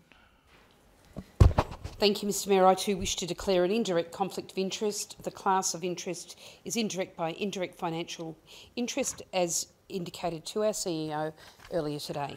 And Councillor Saray. Thank you, Mr Mayor. I have an indirect conflict of interest for conflicting duties. So, thank you. Okay. Yeah. Okay, so I'll now call, of that. Yeah, sorry. Call for someone to nominate someone for the chair. Councillor Aziz. Thank you, Mr Mayor. In light of the declarations, I nominate the remaining Deputy Mayor, Councillor Wayne Smith, to be acting Mayor for the period of your absence. Seconded by Councillor Cristani. Any dissent? That is carried. Thank you. Councillor Smith, take the chair. Thanks.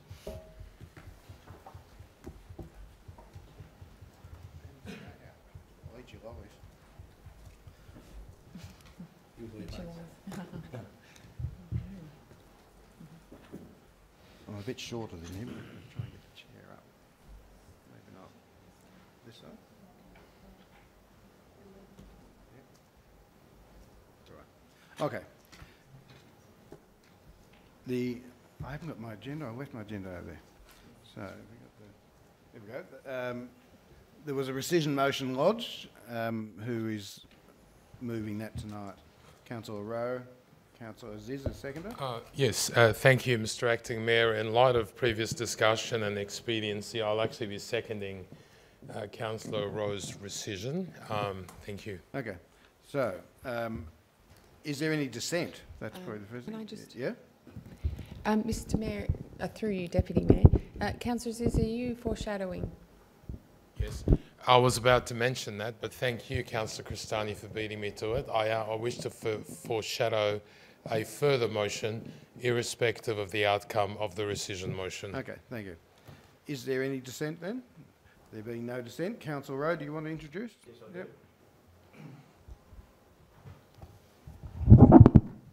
Yep. Thank you, Mr. Deputy Mayor. Mr. Mayor, I find it necessary to introduce this regardless of the objection or the agreement of those that moved the motion originally. And the reason, obviously, Mr. Mayor, in relation to the changes of opinion revolve around legal advice and in relation to the legality of the moving of that motion. And, you know, Mr. Mayor, it seems that also, in addition to failing to heed prior to the meeting the advice in relation to potential illegality, that point of order, sorry. Yep. Point of order. Thank you. Councillor Rowe, I'll get you. Once again, as happened exactly 14 days ago, Councillor Rowe is basically putting across aspersions and allegations in relation to legality or otherwise. I asked Councillor Rowe this question and to assist you, Mr. Acting Mayor, in determining as to whether an error of fact has in fact occurred. Does Councillor Rowe have any written evidence of legal advice that was provided? I know there was verbal advice counter to and supporting, but does Councillor Rowe have any written legal advice prior to the previous council meeting supporting what he has just claimed in the chamber in a public forum, I might add?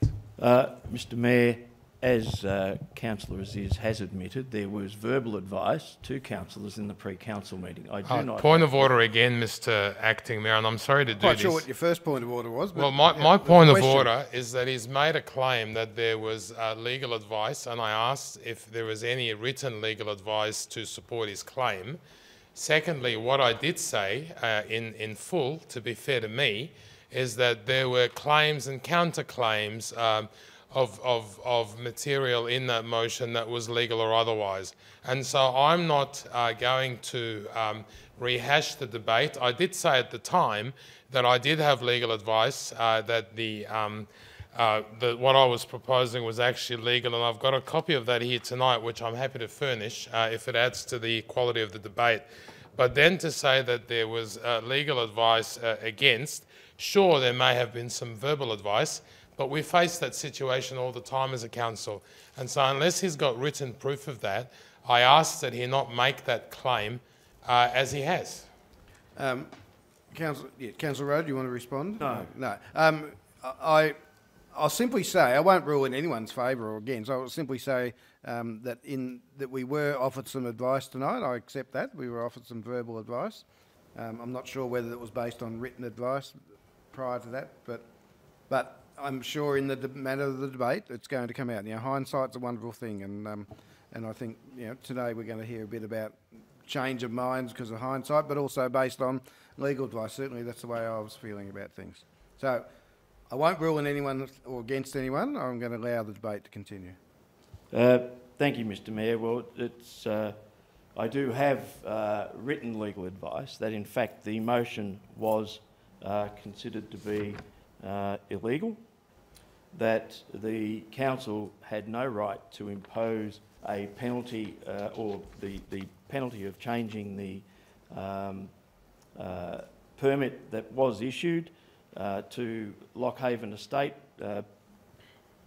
planning number A00929 2020/15 was the planning permit involved, and that council had no right to move the motion that it did.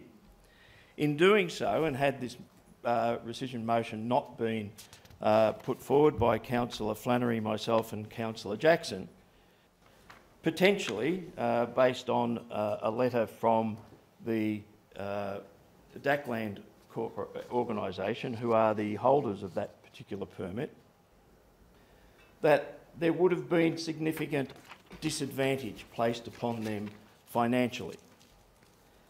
And according to the legal advice that is here, furnished by Gaydon's lawyers, Mr Acting Speaker, that, sorry, Mr Acting Mayor, that those damages were assessable against council by appeal to VCAT.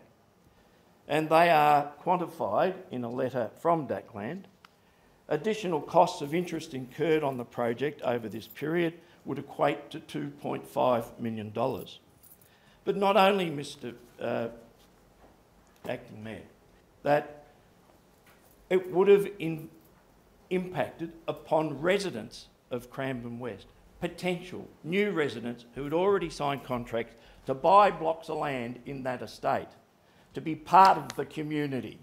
And that would have involved something like $2.5 million in costs to them for incurred over projects delayed because the titles were not released.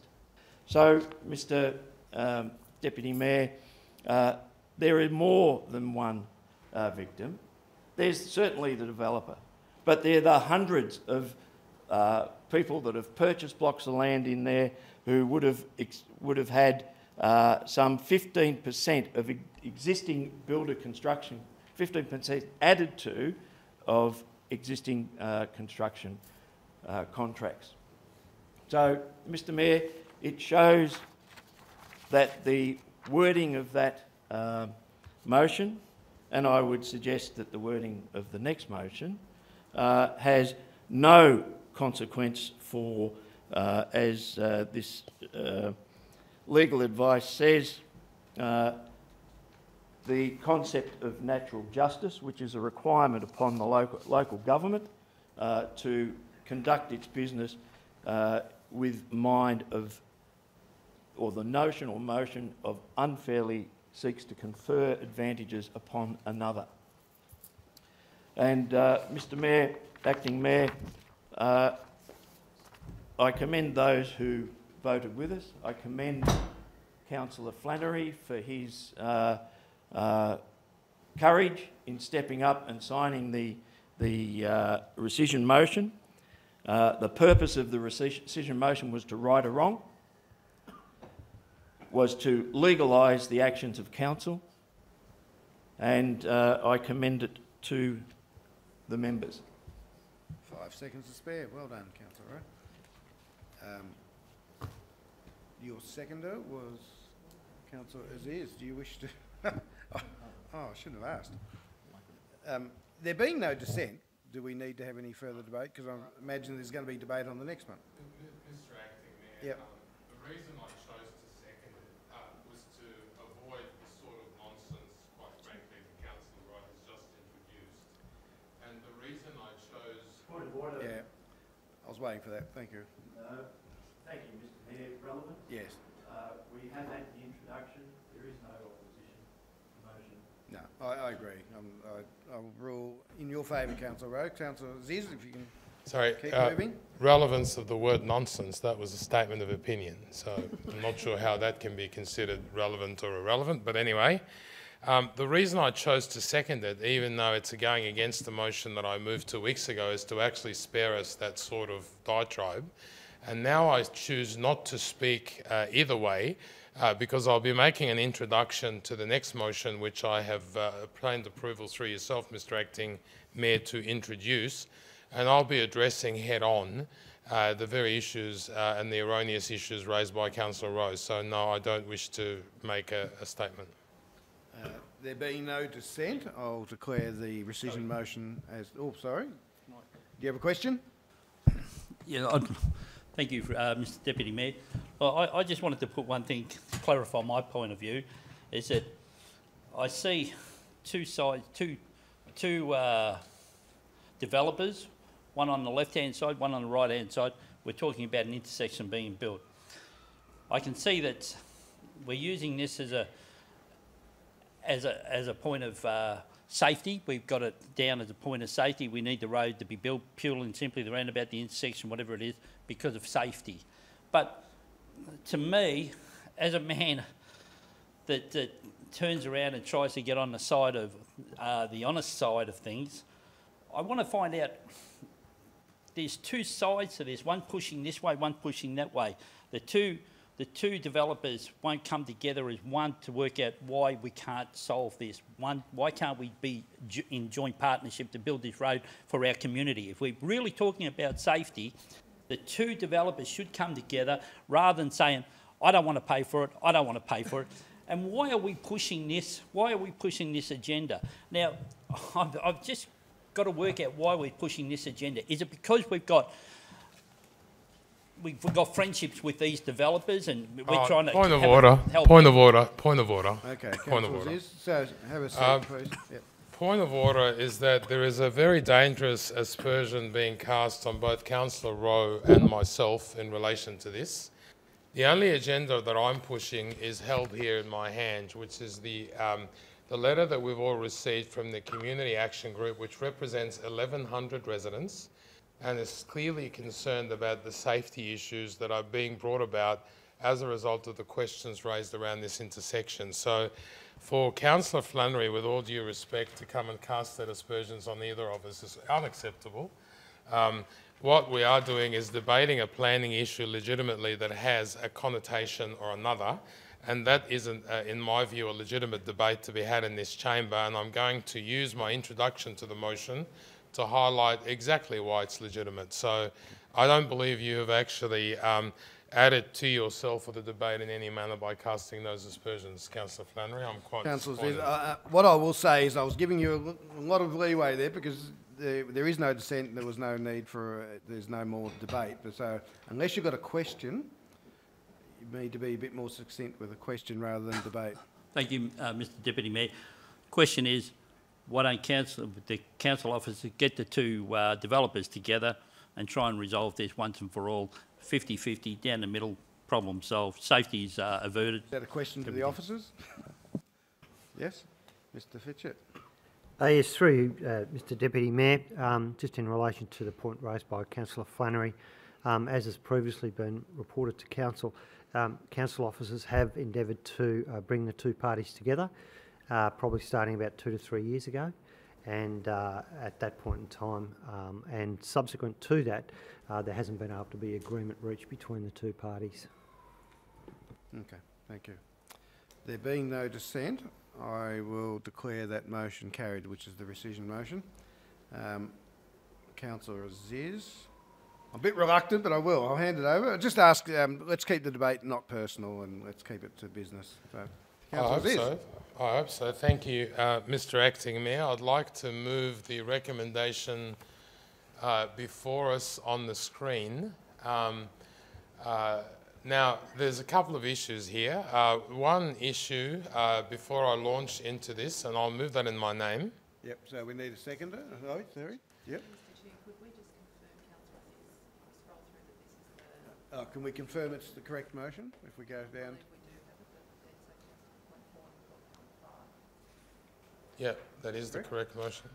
Okay. So do we have a seconder? Councillor Cristani. Thank you, Councillor Aziz. Mr Mayor, Mr Acting Mayor, rather, you'd recall that there's been emails to and fro in relation to this for the last 2 weeks. And before I launch into my introduction to this motion, I just want to underscore the fact that notwithstanding the availability of legal advice, we've had a debate about this on email in the last couple of weeks, and I've actually insisted that it be debated in open council as opposed to closed council.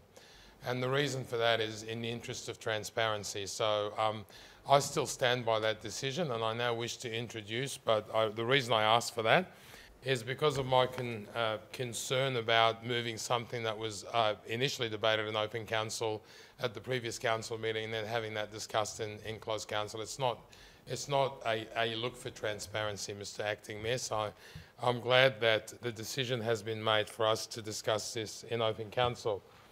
So colleagues, as I've mentioned, on the 4th of September this year, we as a council resolved to protect the safety of our community by requiring road upgrades to Hall Road. We also made the important decision of including Hall Road as part of the council's Commit to Casey campaign. The Commit to Casey campaign is council's biggest ever advocacy campaign and calls on the state government and the opposition to commit to Casey and fix our roads and rail networks. The inclusion of Hall Road as one of Casey's priority road projects as part of the Commit to Casey campaign is critical to securing our community's safety. Hall Road needs to be fixed as a matter of urgency. We have seen the latest crash history review for Hall Road between Western Port Highway and Cranbourne-Frankston Road. This data shows that there have been numerous serious casualty crashes on the road over the last 5 years. As councillors, we owe a duty to Casey residents, indeed a duty of care to them and their families, to secure safe road conditions. Tonight we have rescinded the motion passed on the 4th of September in order to replace it with a new motion which has also been discussed with legal counsel. In this instance, counsel is spelled C-O-U-N-S-E-L, so legal advice. The new resolution is proposed at the request of our community's representative, which is the Save Cranbourne West Residents Action Group, or SCRAG. This group has a membership base, as I mentioned, of over 1,100 residents who are dedicated to securing a safe, healthy, harmonious and peaceful community for its residents in the Cranbourne West area. Councillors received a letter from SCRAG on the 13th of September, and I hold this letter up, Mr. Acting Mayor. This letter has noted concerns by the developer of the Dackland estate on Hall Road regarding the delivery of the H3 intersection. Dackland's concern is that the previous council resolution required the H3 intersection to be delivered as part of the Lockhaven estate, and that this may be unfair because the Alara estate over the road from the Lockhaven estate also has an obligation to deliver that intersection. The new motion, which we see before us today, maintains the intent of Council's previous resolution in terms of our commitment to securing our community's safety, but replaces paragraphs 2 and 3 of the previous resolution with new wording that underscores Council's concern in relation to safety matters and highlights Council's intent on assuring this community safety. The new resolution asks Council officers to advise Council what further steps may be taken by this Council to achieve the construction of the H3 intersection at the earliest opportunity to resolve the very safety issues that have been raised in the letter to which I alluded. It also requires Council officers to refer any request by the developers of either the Lockhaven or the Alara estate responsible for the construction of the H3 intersection, including any request for rescheduling stages of development or for the deferral or bonding of the works, to refer the request to Council for a Council decision. This rewording, I suspect I'm over time. Yep, so you are out of time. Sorry, I request an extension, please. Thank you, Mr. Deputy Chair. I'd like to move a 2-minute extension. Seconded. Councillor Rowe, thank you.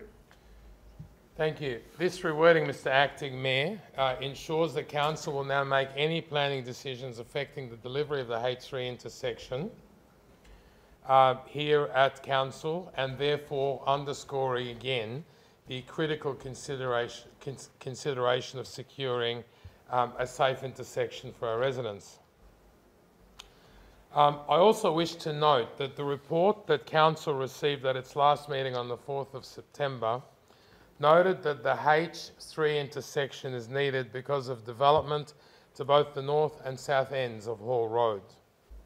Whilst it also mentioned that subdivision permits for both the Lockhaven, which is the north of Hall Road, and the Elysian, the south of Hall Road estates, have a requirement to construct an intersection at this location. At the same time, it failed to mention that Council had already commenced the process of reaching agreement with one of the developers, which is Dackland, to bond the works. Our community representatives, SCRAG, suspected that this process was happening because of works that were actually happening on the Lockhaven estate at present. Stage 10 is under construction, while construction on Stage 9 that comes before Stage 10 and includes the delivery of the intersection is yet to occur. Council has also been provided with information from Dackland and its lawyers that it clearly is Dackland's intention to release the lots in Stage 10 before it delivers the intersection in Stage 9. 15 seconds, Councillor. Thank you. And so, given that I am running out of time, I believe that the decision that we're making tonight, Mr. Acting Mayor, is an important decision in line with the power of our council under Section 3C1 of the Local Government Act Charter as set out in Part 1A of the Local Government Act. This provision of the Act provides that the primary objective of council is to endeavour to achieve the best outcomes for the local community. Its functions in achieving this objective includes advocating and promoting proposals which are in the best interest of the community. Wind it up, please. Colleagues, I commend the revisited motion as you see before you. It is a recommendation which is strongly supported by a community who are indeed entitled to have safe traffic conditions on Hall Road. Okay. Now, our seconder was Councillor... No, it wasn't Councillor Rowe. Councillor Castani, do you wish to speak now, though? No, I reserve my right. Reserve? Okay, I'll open up... Well, I'll ask the question, is there dissent? Okay, thank you. Councillor Rowe, do you wish to speak to your dissent? I will, thank you, Mr. Acting Mayor, but I'd like to ask Mr. Fitchett or his delegate to answer a couple of questions. Sure. It's in relation Just to... stand if you could. It's in relation to the planning permit A00936/11.C for the Elysium Wolfdean Estate. Have there been previous applications by Wolfdean that have caused the bypassing of the stage 3 trigger area of their development? Through Mr. Deputy Mayor, Mr. Turner has details in that regard. Thank you. Thank you, through you, Mr. Chairman. The planning permit for the Elysian estate was issued in 2013, and there has been a number of changes to that permit and requests for secondary consents that defer or rearrange the stages, having consequences for the intersection.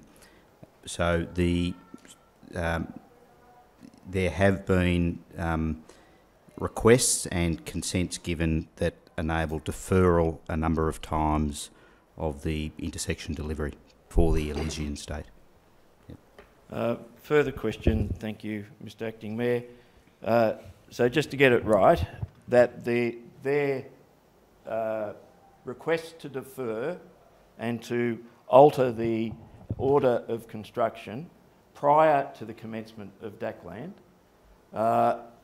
caused the delay, initial delays, prior to any of these accidents on that estate, on that for that H3 intersection.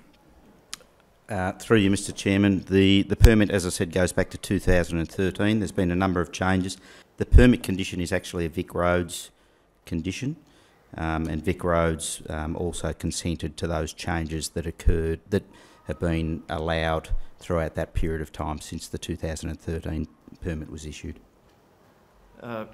What's the current position as to stage 3 of that estate, and are you aware, and I'm not, where they're up to in relation to construction? Have they gone round it in a circle? Through you, Mr Chairman, the permit requires that the intersection be constructed before the issuing of stage 3, a statement of compliance for stage 3. They have not started work on stage 3. Therefore, there's been no trigger based on the current wording of the permit for the intersection. And just to clarify, that has been caused by requests by Elysium and Wolfdean to alter the order of their development. Correct. Thank you. Do you wish to yes, Mr Mayor. Look, I think that that demonstrates the gross unfairness, the targeting of DACland, who all that they were doing. Do I have to raise points of order again and again? Error of fact, Mr Acting Mayor. I mean, just to listen to the language that was used by Councillor Ryan questioning a professional officer about this matter, where he used language like, so the obtaining of secondary consent by the other developer was done before all those road fatalities had occurred. There is emotional language being used in this debate to gain an unfair advantage, and not only is it highly irrelevant, but it's entirely out of sequence with the fact, and I ask you to pull him up on it, Mr Acting Mayor.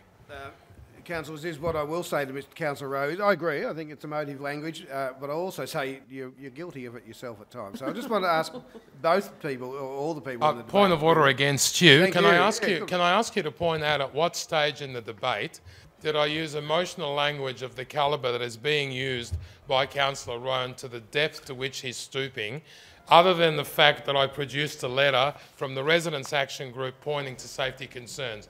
At what point did I use emotional language in the debate, Mr Acting Mayor? I'm not going to refer to specific. I think That's because you have none. Councillor Aziz, I would remind you the rules of debate, please, if you could just respect the chair. Councillor Rowe. Thank you, Mr Mayor. And this just, you know, the answers from the officers confirm what I said last week in relation to there having been acts undertaken by the other developer, that it was acceptable to me to have those sorts of clauses that Councillor Aziz has put up there, so long as it included Wolfdean and Elysium Estate, and that they have the same responsibility as a developer in our community, in the community that I represent. They have a responsibility to make sure that they act in good faith at all times in relation to their carrying on of works in our community. Now, you know, I have my suspicions, Mr Mayor. I'm not going to be going into them because I think I've already had a brief discussion with the yes, really, Mr Aziz. Councillor Aziz, thank you. Yeah, all right, one day. And Mr Mayor, Mr Acting Mayor, as it says in this advice here, that councils are required to act basically in a fair and just way, to act with natural justice in relation to council's decisions to pass a council motion. Is it just? Is it fair? for DACLAN to be the target, for DACLAN to only be required to have their applications sent back to council. So, Mr Mayor, I am against it for those reasons. The road safety issue in relation to that road, it's been slowed down because of these goings on. The intersection itself is currently with Vic Roads. It's being designed at the moment. It is anticipated that that design will be completed by April. It had been DACLAN's intention to have the whole of that, their requirements of the construction completed in the third quarter of next year, and it is likely that this may, these actions may push it back beyond that. And right now, they're only required to trigger the intersection going through. Councillor Rowe, your time is up. Do you wish to? Just a moment, if I may. Someone like to move 1 minute? Sure. 1 minute? So, when it comes to equity, we as a council must demonstrate those things that are either enshrined or inferred in the Local Government Act. We must act in the right way towards developers who are the lifeblood and developing the land that delivers the population to this community. And they are the people, and DACLAN, if we ask any of the officers, in fact we should ask, but I won't, DACLAN get raving reviews from the officers about going that little bit further. That little bit further. And if you, in the letter that was sent, Mr Mayor, you know, some of the sections that were being affected were 4, 11, 14, and one with a school site on it that Vic Roads, that the Education Department wanted released to allow them to commence planning and work on a new school for the area. So, Mr Mayor, Acting Mayor, I just wonder at the true reason for any of this, that whilst we are all working for road safety, the road is being upgraded. There's been multiple intersections done. Wolfdean are required to close off a very dangerous entrance into the estate. That is their responsibility, not ours. We put the condition in and it hasn't been done. It hasn't been acted on. So if it's good for the goose, it's good for the gander. Thank you very much for your time and thanks for the extension. Thank you, Councillor Rowe. I've got a question, unless someone else has got a question. Any other councillors first? Just a question that might, I'm not sure, Ms Searle, this might be your answer. Prior to the council meeting tonight, there was a councillor meeting, pre-council meeting, and I just, perhaps Councillor Aziz might be able to answer. My understanding was the motion before us now was, we were asked our legal advisor, was there, Councillor Aziz, would that be right? Whether there was anything wrong with, was there any part of this motion illegal? And I think the advice was, what's your recollection? The advice was no. Well, the advice, Mr Acting Mayor, in both written form and tonight was that this is a perfectly legal motion. And there's a couple, I'll answer that when I do my closing. Sorry, Ms Searles, I got you up, but yeah, that's what I wanted to clarify. I was understanding that, well, we were advised that this motion is legal, yeah. So, do you wish to add anything to that? Probably not. Okay, thank you. If there's no other questions or debate, Councillor Rosario, you're on your seat, on the edge. Oh, I am. I've listened to both sides of the debate. And questions or debate? Oh, I'm actually going to dissent. So, okay. But the reason for the dissent is actually, I'm in support of points 1, 3, 4, and 5 because that's important, and I support wholeheartedly Councillor Aziz's points about the safety of that road, and I agree with him entirely. But having listened to Councillor Rowe's debate as well about point 2 being a bit more, I guess, unfair and perhaps targeting aspects of any amendments that the DACLAN might wish to make to their planning application. I mean, we have planning processes in place. Mr. Chairman, we have council officers who put in the work, due diligence, and an unbiased opinion on what they see before them and make a recommendation, or under delegation, make a decision. And I'm struggling to see the relevance in terms of number 2, but I can appreciate points 1, 3, 4, and 5, and wholeheartedly support those. I mean, if the movers would remove point 2, I'd be wholeheartedly behind this as well. That's just my thoughts on it. Thank you. Any other discussion? I might just add my 2 bits. I'm not going to debate it. I just want to give my view and where I'm sitting. The reason I asked the question about whether this motion was legal or not, because there was a lot of debate last time about whether what the motion was legal or not, and it seems the official advice was that it wasn't legal.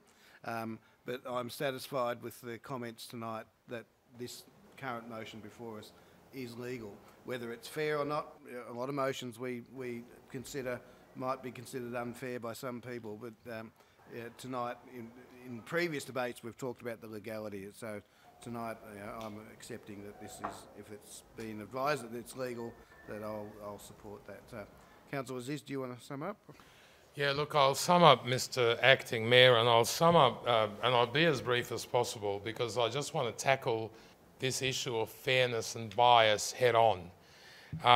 The first thing that I want to say is that the great difference between the Lockhaven estate, which Declan's responsible for, and the Elysian estate, which Woofdene is responsible for, is that there is no developable area left in the Lockhaven estate, and so there isn't security left. However, in relation to the Elysian estate, by the other side, there is a lot of security left because they're only up to stage 3 and there's a whole heap of developable area. The other thing that I want to mention is I really want to go back to this letter from the Residents' Action Group. And the Residents' Action Group clearly does not give a preference one way or another as to which developer does develop this estate. All they care, or does do the intersection rather in relation to this estate. All they care about is that they want to see the intersection developed because of the engineering report and the traffic report that we saw at the last council meeting, which pointed to a number of fatalities. And so they don't care who delivers the intersection. They just want to see the intersection delivered. And so the final point I wish to make, Mr. Acting Mayor, is that the developable areas left in the Lockhaven estates, as I understand it, are not actually very profitable. And so basically we are at a point tonight where we're seeking an outcome through this resolution that places equal responsibility, and let me repeat that, equal responsibility on both developers, contrary to what's been claimed by Councillor Rowe, to develop this intersection and get it operationalised for the safety of those residents. So I really don't know what Councillor Rowe's on about when he says that we're actually placing an unfair responsibility on Declan when we're not placing it on the other developer. It is quite a nonsense. And as I pointed out at the beginning of my summation, the estate to which Declan are working to and are looking at... Wind up, Councillor. Are looking at deferring the intersection over, as I said, has got very, very little developable land left and therefore no security for the ratepayers of the City of Casey that will actually get done. And that's the clear difference which Councillor Rowe failed to acknowledge. Once again, Mr. Acting Mayor, I commend the motion to the Chamber. Yes? Late point of order. There is plenty of security in the Declan area, and if Councillor Aziz had read the information that was placed before him by Declan, he would have seen that the negotiation with council officers was to lodge a multi-million-dollar bond in the event that they got to the point where they'd run out of land. So council and the residents of Casey were never at risk of this intersection not being built. Okay, thanks, Councillor Rowe. Counter point of order. Error of fact on an error of fact. I did actually refer to that in my opening statement. I'm not sure if Councillor Rowe in his excitement, failed to hear that, but I did say that there had been discussions between Declan and our counselling officers about bonding this work, so I did refer to that. I'm just talking about what is remaining in the estate and the decision now to defer the intersection. There's plenty of security still left on the other side, Mr. Acting Mayor. Accuracy, Oh, Mr. Mayor. a counter. Councillor Aziz did not mention the dollar value of the bond, nor did he, in his summation, do anything but say that the justification was that there was no security left in Dacklands estate. There was plenty of security in land at the Wolfdean estate. Elysian. And Wolfdean has already been in negotiations and had variations agreed. So, Mr. Mayor, you know, there's facts and there's facts. Everybody's got them, Sam. Yeah, and look, I agree. I think both of you brought up relevant points. Both of you, without the hindsight or the ability to listen back to a replay, I'm not going to be able to make a fair ruling. I think I've allowed you both to continue and have a little bit extra debate, so it was a bonus for both of you. So I am going to put the motion. All those in favour of the motion from Councillor Aziz? All those against? On my casting vote, I declare the motion carried. And we'll ask the Mayor to return to the chamber. No, not worth it. So the casting vote has always been an issue with Wayne. Hey?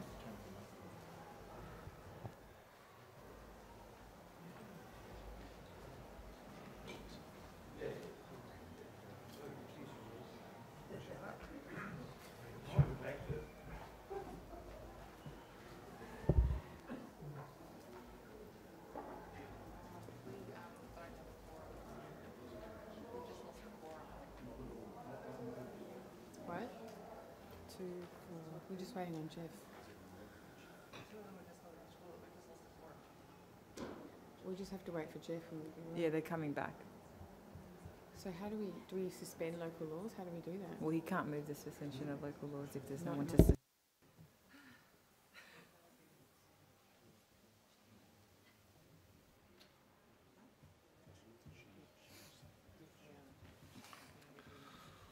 All good, mate? All right, thank you. We'll move on to notices of motion. 3244, Councillor Saray, gum trees on nature strips. Thank you, Mr. Mayor. I'm actually going to move this with an amendment. It's actually going to be that council write a report. So you can get rid of,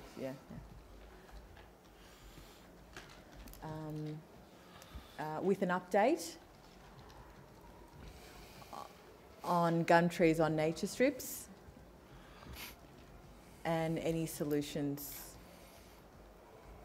that we need to adopt. Can I get some advice if that's okay with the officers, please? Through you, Mr. Mayor, can I suggest that the notice of motion just be amended to say that council receive a report which provides an update on the planting of gum trees on nature strips and Do you want to get rid of the rest? and yeah, just stop at the end of nature strips. Okay. Thank you, Mr. Fitchett. Can I, move that now? Do you want to move that now? Yes, please. Yeah. Oh, Are you seconding? Seconded by Councillor Aziz. thank you. Thank you. Look, the reason why I've brought this issue to the attention of the council is because, like many of you, we have issues about gum trees on nature strips and the replanting of different types of species of gum trees. But I would, on advice from the officers, I would like a report instead of a complete ban. So, but however, I do think we need to be looking at how can we actually look at this long term in terms of gum trees on nature strips, because they are a menace to our community, but we need to look at this proactively and financially appropriately. So that's the reason why I brought this forward, and thank you to the officers for making some suggestions about tonight's notice of motion. Yeah, I'd just like to say to people aware that this has been an ongoing problem for a long time. So I congratulate Councillor Saray for raising it, and I think it does need a report because it's just not working. Yeah, that's right. Even in my street, it's not working. Yeah. So look forward to that report. So are there any questions or dissent? Mr Mayor? Question or dissent? Just a question. Yep. Yeah, I fully support Councillor Saray's motion. I think that shows incredible assessment of what the community really cares about too on this regard. I would maybe flag now that I'd perhaps ask officers what London tree planting would be done. I'd raise a petition. I think we're dealing with that separately anyway, but I just thought there's actually other trees that perhaps are now identified as unsuitable. So anyway, thank you. That may come back in the report. Would you like me to incorporate any other species of plants or trees that might be inappropriate? Mr Fitchett, could you please give me some advice on that? Through you, Mr Chair, further to Councillor Saray's query, if we can then modify the notice of motion to say that Council will receive a report on its street tree planting program, including the right tree, right location approach previously adopted by Council. And that will cover off Councillor Crestani's inquiry as well. So just fix that up a bit. Yeah. Sure. So Councillor Saray, are you happy with that? No, I'd like to put in gum trees specifically somewhere. So receiving location. Eucalyptus or gum tree? Maybe comma particular. Yeah, in particular gum trees. Is that okay, Mr Fitchett? Yep. Okay. Thank you. So you're happy with that now? Yeah. That's Do we have leave of council to make those changes? That's all good? Thank you. Okay. Did you wish to speak any more to it? No. No. Okay. So are there any other questions or dissent? Any dissent on the matter? That is carried. Thank you. Back to Councillor Saray, Bunjil Place first birthday. Thank you, Mr Mayor. In discussion with, I would like to move this with an alternative recommendation, which is up there if the councillors would like to have a read of it. It's to incorporate a bit more of the community and even ourselves as councillors in terms of making a suggestion of what we might like to see in the time capsule, which I think is a really good suggestion for that. Did you want to take a moment to read that or? Fantastic. Oh, there. No, I thought yeah. might have been more. Could I just ask a question on that? We have a get together and be presented. So at the briefing there'll be some recommendations made, or do we need a report to come back, or we're happy with the recommendations from the briefing? I don't think there'll actually be time because it's the 28th, and then that gives enough time to do a short. So we'll discuss it at the briefing. That's yeah, right. Okay. Yeah. Right. I'm happy with that. Yeah. So is there any questions or dissent on the matter? That's carried. Thank you. Okay. Councillor Smith, wood panelling. I'll move the recommendation or the notice of motion. Seconded by Councillor Stable. Both my notices of motion tonight are based on what people keep saying to me all the time, and I'll start with this one because I think it's a pretty important one. I wonder how many councillors are aware of the story of the wood panelling that if you walk out that door you can see out there, and it's throughout the theatre, throughout the office building, throughout the foyer. Until I was told, I would never have imagined what the actual reality or the story behind it. But if, for those that don't know, the whole wood panelling throughout this building is from one single tree, a tree that was felled in New South Wales a long, long time. It's been in storage in New South Wales for a long, long time, many decades, I believe. And the owner of the tree, or the person storing the tree, did not want to release it until there was a worthy project where all of the tree could be used. So that's the origin of the wood panelling.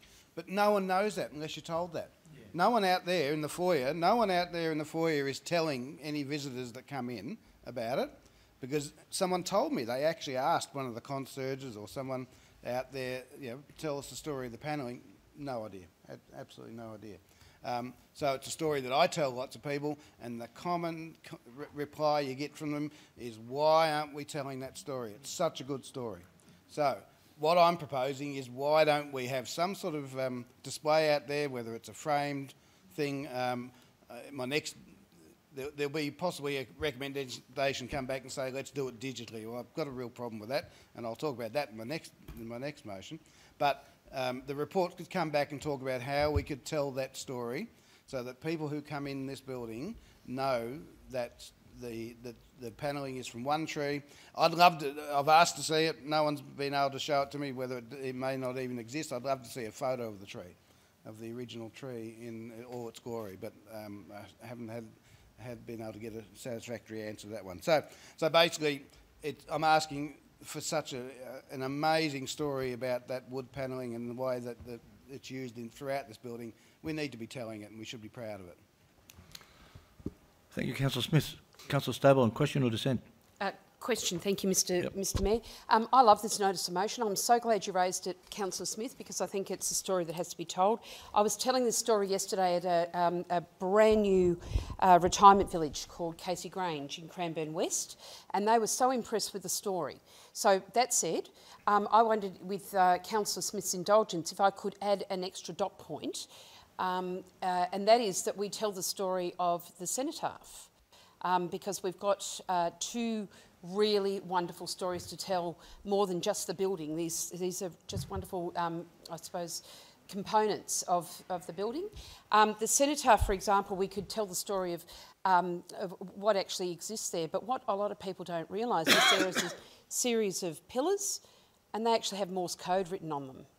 And I think that's really important for people to know, and what that Morse code means. And who came up with the idea, because I think whoever thought of it was absolutely, they were genius. I didn't realise until I was looking at it. I was thinking, what's that? And my girlfriend walked up with her phone. I don't know what she did, but she actually could transcribe that Morse code using an app on her phone. So I still today don't know how she did that, but she did, and she confirmed that it was absolutely accurate. So with the indulgence of the council, could I please add a separate dot point saying that the story of the cenotaph... Well, I'll let Councillor Stable finish, then I'll ask if you're happy with it. Yeah, sure. Oh, sorry. I did get prior agreement from Councillor Smith before. Oh, you got prior agreement? Yeah, thank you. Sorry, Mr. Well, that Mayor. makes it better then. What was that, sorry? Makes it better. It does. Yeah. I'm happy. Everyone's happy. The story of the cenotaph be captured in a plaque at that location,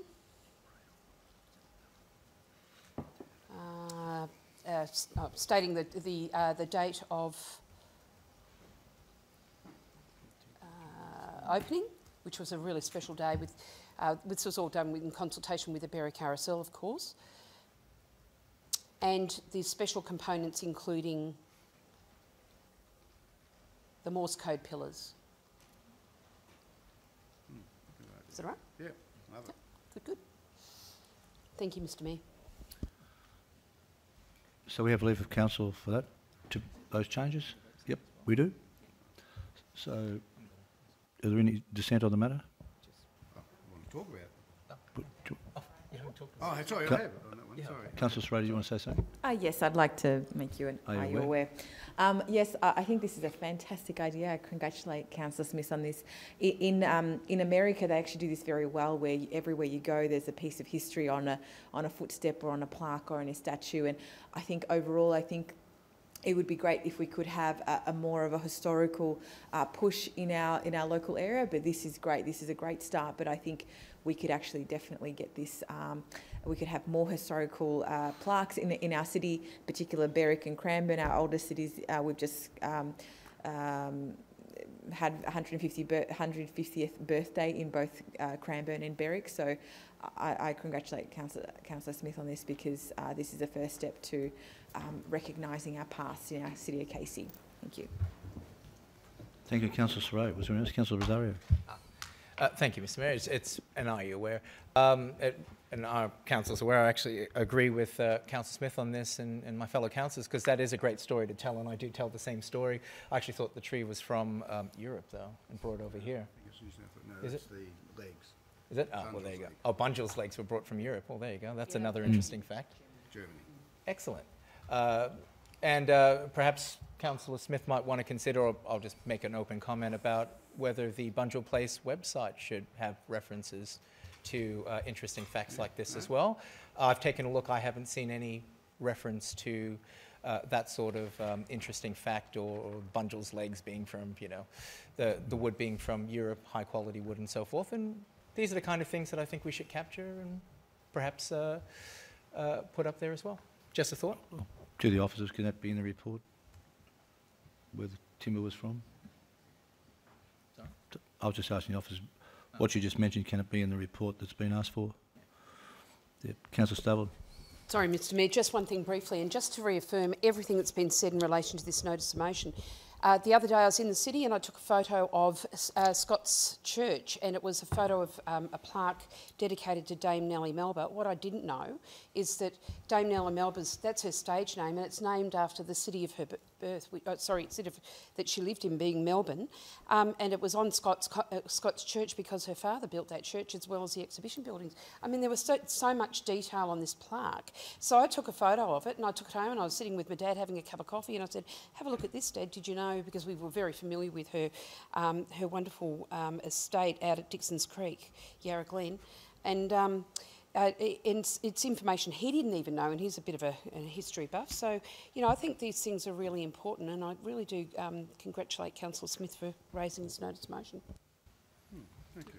Thank you, Councillor Stable. Is there any dissent on the matter? That is carried. Thank you.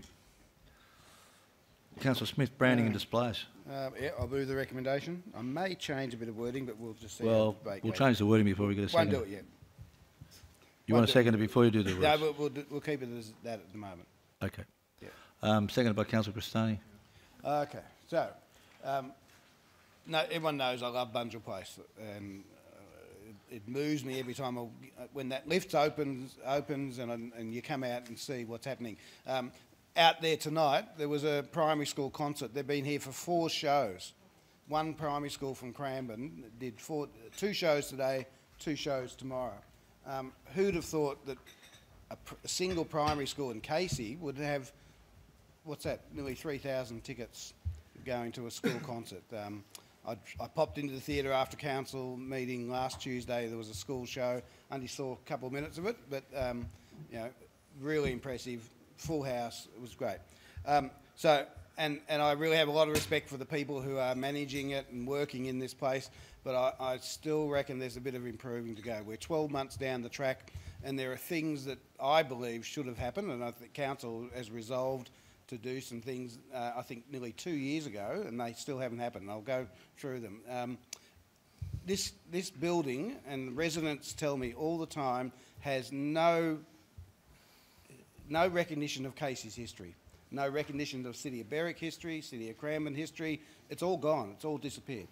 2 years ago, this council resolved that we would remove the memorabilia, but it would be photographed, and there would be a digital collection that I believed at the time was going to be displayed on a video screen out in the foyer of Bunjil. Well, that hasn't happened, and I'm stand to be corrected if that's not what my recollection is not right, but that's what I believe. I'd love to know where that memorabilia is, and I'm worried that it's disappeared, and who knows where it might have ended up. So that's the first thing. There's no sense of history in this building. Nothing to recognise City of Berwick, City of Cranbourne, and the early days of the City of Casey. I'll ask anyone in this room, tell me how many City of Casey logos are in this building, and I'll tell you how many I found. One? Where? Because you told me. There's one out in the foyer, just around near where the council is, or the executive area. It's sort of hidden around the corner, but it's there. And there's one about 6 inches on one of the walkways to the front of Bunjil. I haven't found the others. Someone told me there is actually one in the staff area. so maybe the staff need to be reminded who they work for, I don't know. Every time I walk in there, because we haven't been allowed to go in there very often, I keep my head down. I don't like to show that I'm in there, but it might be up on the wall. We are councillors for the City of Casey. The staff here, the over 1,000 plus staff that work here, work for the City of Casey. But I wonder how many people, when they walk into Bunjil, know that they're in a City of Casey building. And I know for a fact, I've spoken to people who say, what is this building? Bunjil Place, fantastic, great theatre, great complex. But some people have no idea that it's a City of Casey's building. That's our civic centre and our cultural centre. So I think there's a real issue. And I know I was there part of the briefings and previous resolutions where we said we wanted to be minimal, you know, minimalist idea, not having stuff cluttering the walls. I think I've learnt my lesson on that is that we've lost that sense of history and memorabilia. There's a photo of you up in the customer service, Mr. Mayor, looking very resplendent at Tooradin or somewhere wherever you were. But I don't believe there's any photos of any of councillors, previous, present. I don't think they exist anywhere. So you know, we've lost that. I want to talk about if you come into the foyer, as I did tonight. There was a lot of people gathering. It was the school crowd starting to come for their production. And I walked up to 3 staff members in the foyer and I said, what's in tonight? No one knew. I had to go up to the person selling the tickets to find out that it was Rangebank Primary School, I think it was, she said. Okay, so I've argued from day one. I go to a lot of theatre. I'm a theatre tragic. I'm a judge in the Lyrebird Theatre Awards. This year alone I've seen 32 productions just this year, plus other things that I go to. So I think I know what I'm talking about when I say I go to lots of theatre and see other productions and see theatres set up. You walk in here to see a show, but you don't know whether it's going to be in the studio or in the theatre, because what's on the screens outside the theatre and the studio are all the shows that are coming that might be 3 months away. I've asked, and I didn't get a satisfactory answer, and I think it was rubbish. The answer I got was... Do you need a couple of minutes? Yes, please. I'll move 2 minutes. Second by Councillor Stapleton. Any dissent? Keep talking. The answer I got was the IT doesn't allow us to... I said, why can't the group, whatever shows on in the theatre that night or the studio, why can't that be on the screen at the doors of the theatre and the studio? No, IT said the IT system doesn't allow it, and I thought that's got to be rubbish. You've got to be able to isolate some of those screens and show the production that's going to be in. If you walk in there tonight, you would, if you hadn't been here before, the parents of the Rangebank kids probably really didn't know whether they should be in the studio, whether they should be in the theatre. It took quite a while to get the door numbers put on the door, because your ticket had door 1, 2, 3, 4. Well, the doors didn't have numbers 1, 2, 3, 4 for a little while, but they are there now. They've been there for a while, but when the theatre first opened, that was an issue. I got my tickets to a show tonight, and I'll tell you, because you can all entitle, every resident's entitled to 4 free tickets to a show that's coming up. It's part of Ageing Positively Festival, Red Racing Hood. It's a grandparents' carers day, and the idea is that you bring your grandchildren or people you care for to the show, and you're entitled to 4 tickets. But on the ticket, no mention of the City of Casey. It talks about the Bunjil Place Theatre. The City of Casey is mentioned on this one because it says the City of Casey Ageing Positively Festival, but there's no Bunjil logo, there's no City of Casey logo. So I just think we're missing lots of opportunity. They gave me my tickets in a plain white envelope. Why aren't we giving out our tickets in something that's branded Bunjil, City of Casey, Bunjil Theatre, Bunjil Place? You know, we're wasting opportunities. I don't know of any theatre that I go to where you go and get your tickets and they give them to you in a plain envelope, which I appreciate getting them in something, but most theatres would have a little wallet that displays and advertises the venue. So I think I've had my rant. I want an opportunity for other councillors to have their 2 bits, but I suppose the reality is I am here and using the facilities probably more than anyone else, which is, you know, again, being a tragic theatre person, that's what it's like. So I'm hoping that councillors will support it and come along and be part of the discussions. Thank you, Councillor Smith. We'll have Councillor Cristani, then Councillor Stapleton. Thank you. Thank you, Mr Mayor, and thank you, Councillor Smith. And you're aware, I just wanted to talk about a few things. Councillor Smith, you mentioned that you've seen a lot of theatre, but nothing beats this right here in the chamber, am I right? That's all right. No, but that wasn't my question. I do fully understand what Councillor Smith is saying, and I would actually extend that to say we actually moved a motion to have a wall of remembrance on Anzac Day in our digital, and that's not acted on. And I would have to say that was a big concern amongst councillors, and thank you to the new CEO for hearing this tonight, that that was one of our concerns moving in here, that there was nothing left of the City of Casey. There was, you know, whether or not we liked some of the former councillors, they deserve to be acknowledged for their work. The ones that have gone before us and built, we stand on the shoulders of those who've gone before us. So I fully understand what you're saying, Councillor Smith, and I was glad to see this motion in the agenda, because I think it's a time we actually acted upon it and at least see something on the horizon for action. Thank you. Thank you, Councillor Cristani. Councillor Stapleton. Thank you very much, Mr Mayor. And just are you aware that one of the things that has confused me over the last couple of years is the Casey branding, and just respectfully noting that very often we'll have blue and white letterhead, which doesn't actually, in my opinion, look like letterhead, but that's what we use, they're banners. And then we've got the black and white logo, the Bunjil logo for used on the Casey logo. And the Casey logo is so significant. It actually was specially designed with the three aspects of Casey, and that is our coastal villages, so the blue being that, the orange or the red being our earth, and the green being our green wedge from memory.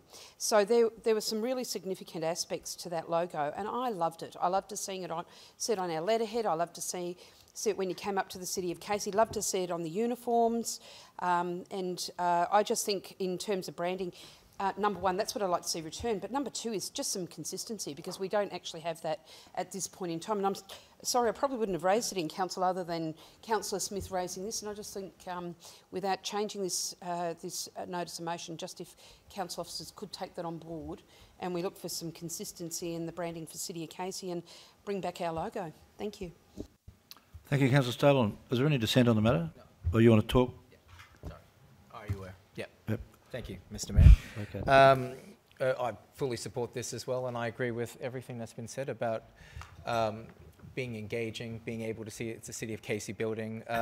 And I'm just looking back on an old email sent around to councillors and so forth, where I asked that same question, because we all had the same question at the time back in March, and the response came back as they want a visitor experience in the Bunjil lobby area there, and they didn't want to mix that up with anything else. And there's quite a lengthy email about what that looks like in terms of a strategy. But I agree. The City of Casey branding needs to be in there. While Bunjil can still have its own branding, I think the City of Casey needs to be seen there too, because we are the ones who drove that project. We are the ones who have made the bold decision to build what we have today, and the community absolutely love it. And it's really great to see. And this is what we do, Mr. Mayor. And you were a part of that decision. We were all part of that decision, and it's a good one to make. So, I mean, my thought is on that, maybe the branding could be in the middle of the glass and in between that curve outside. I think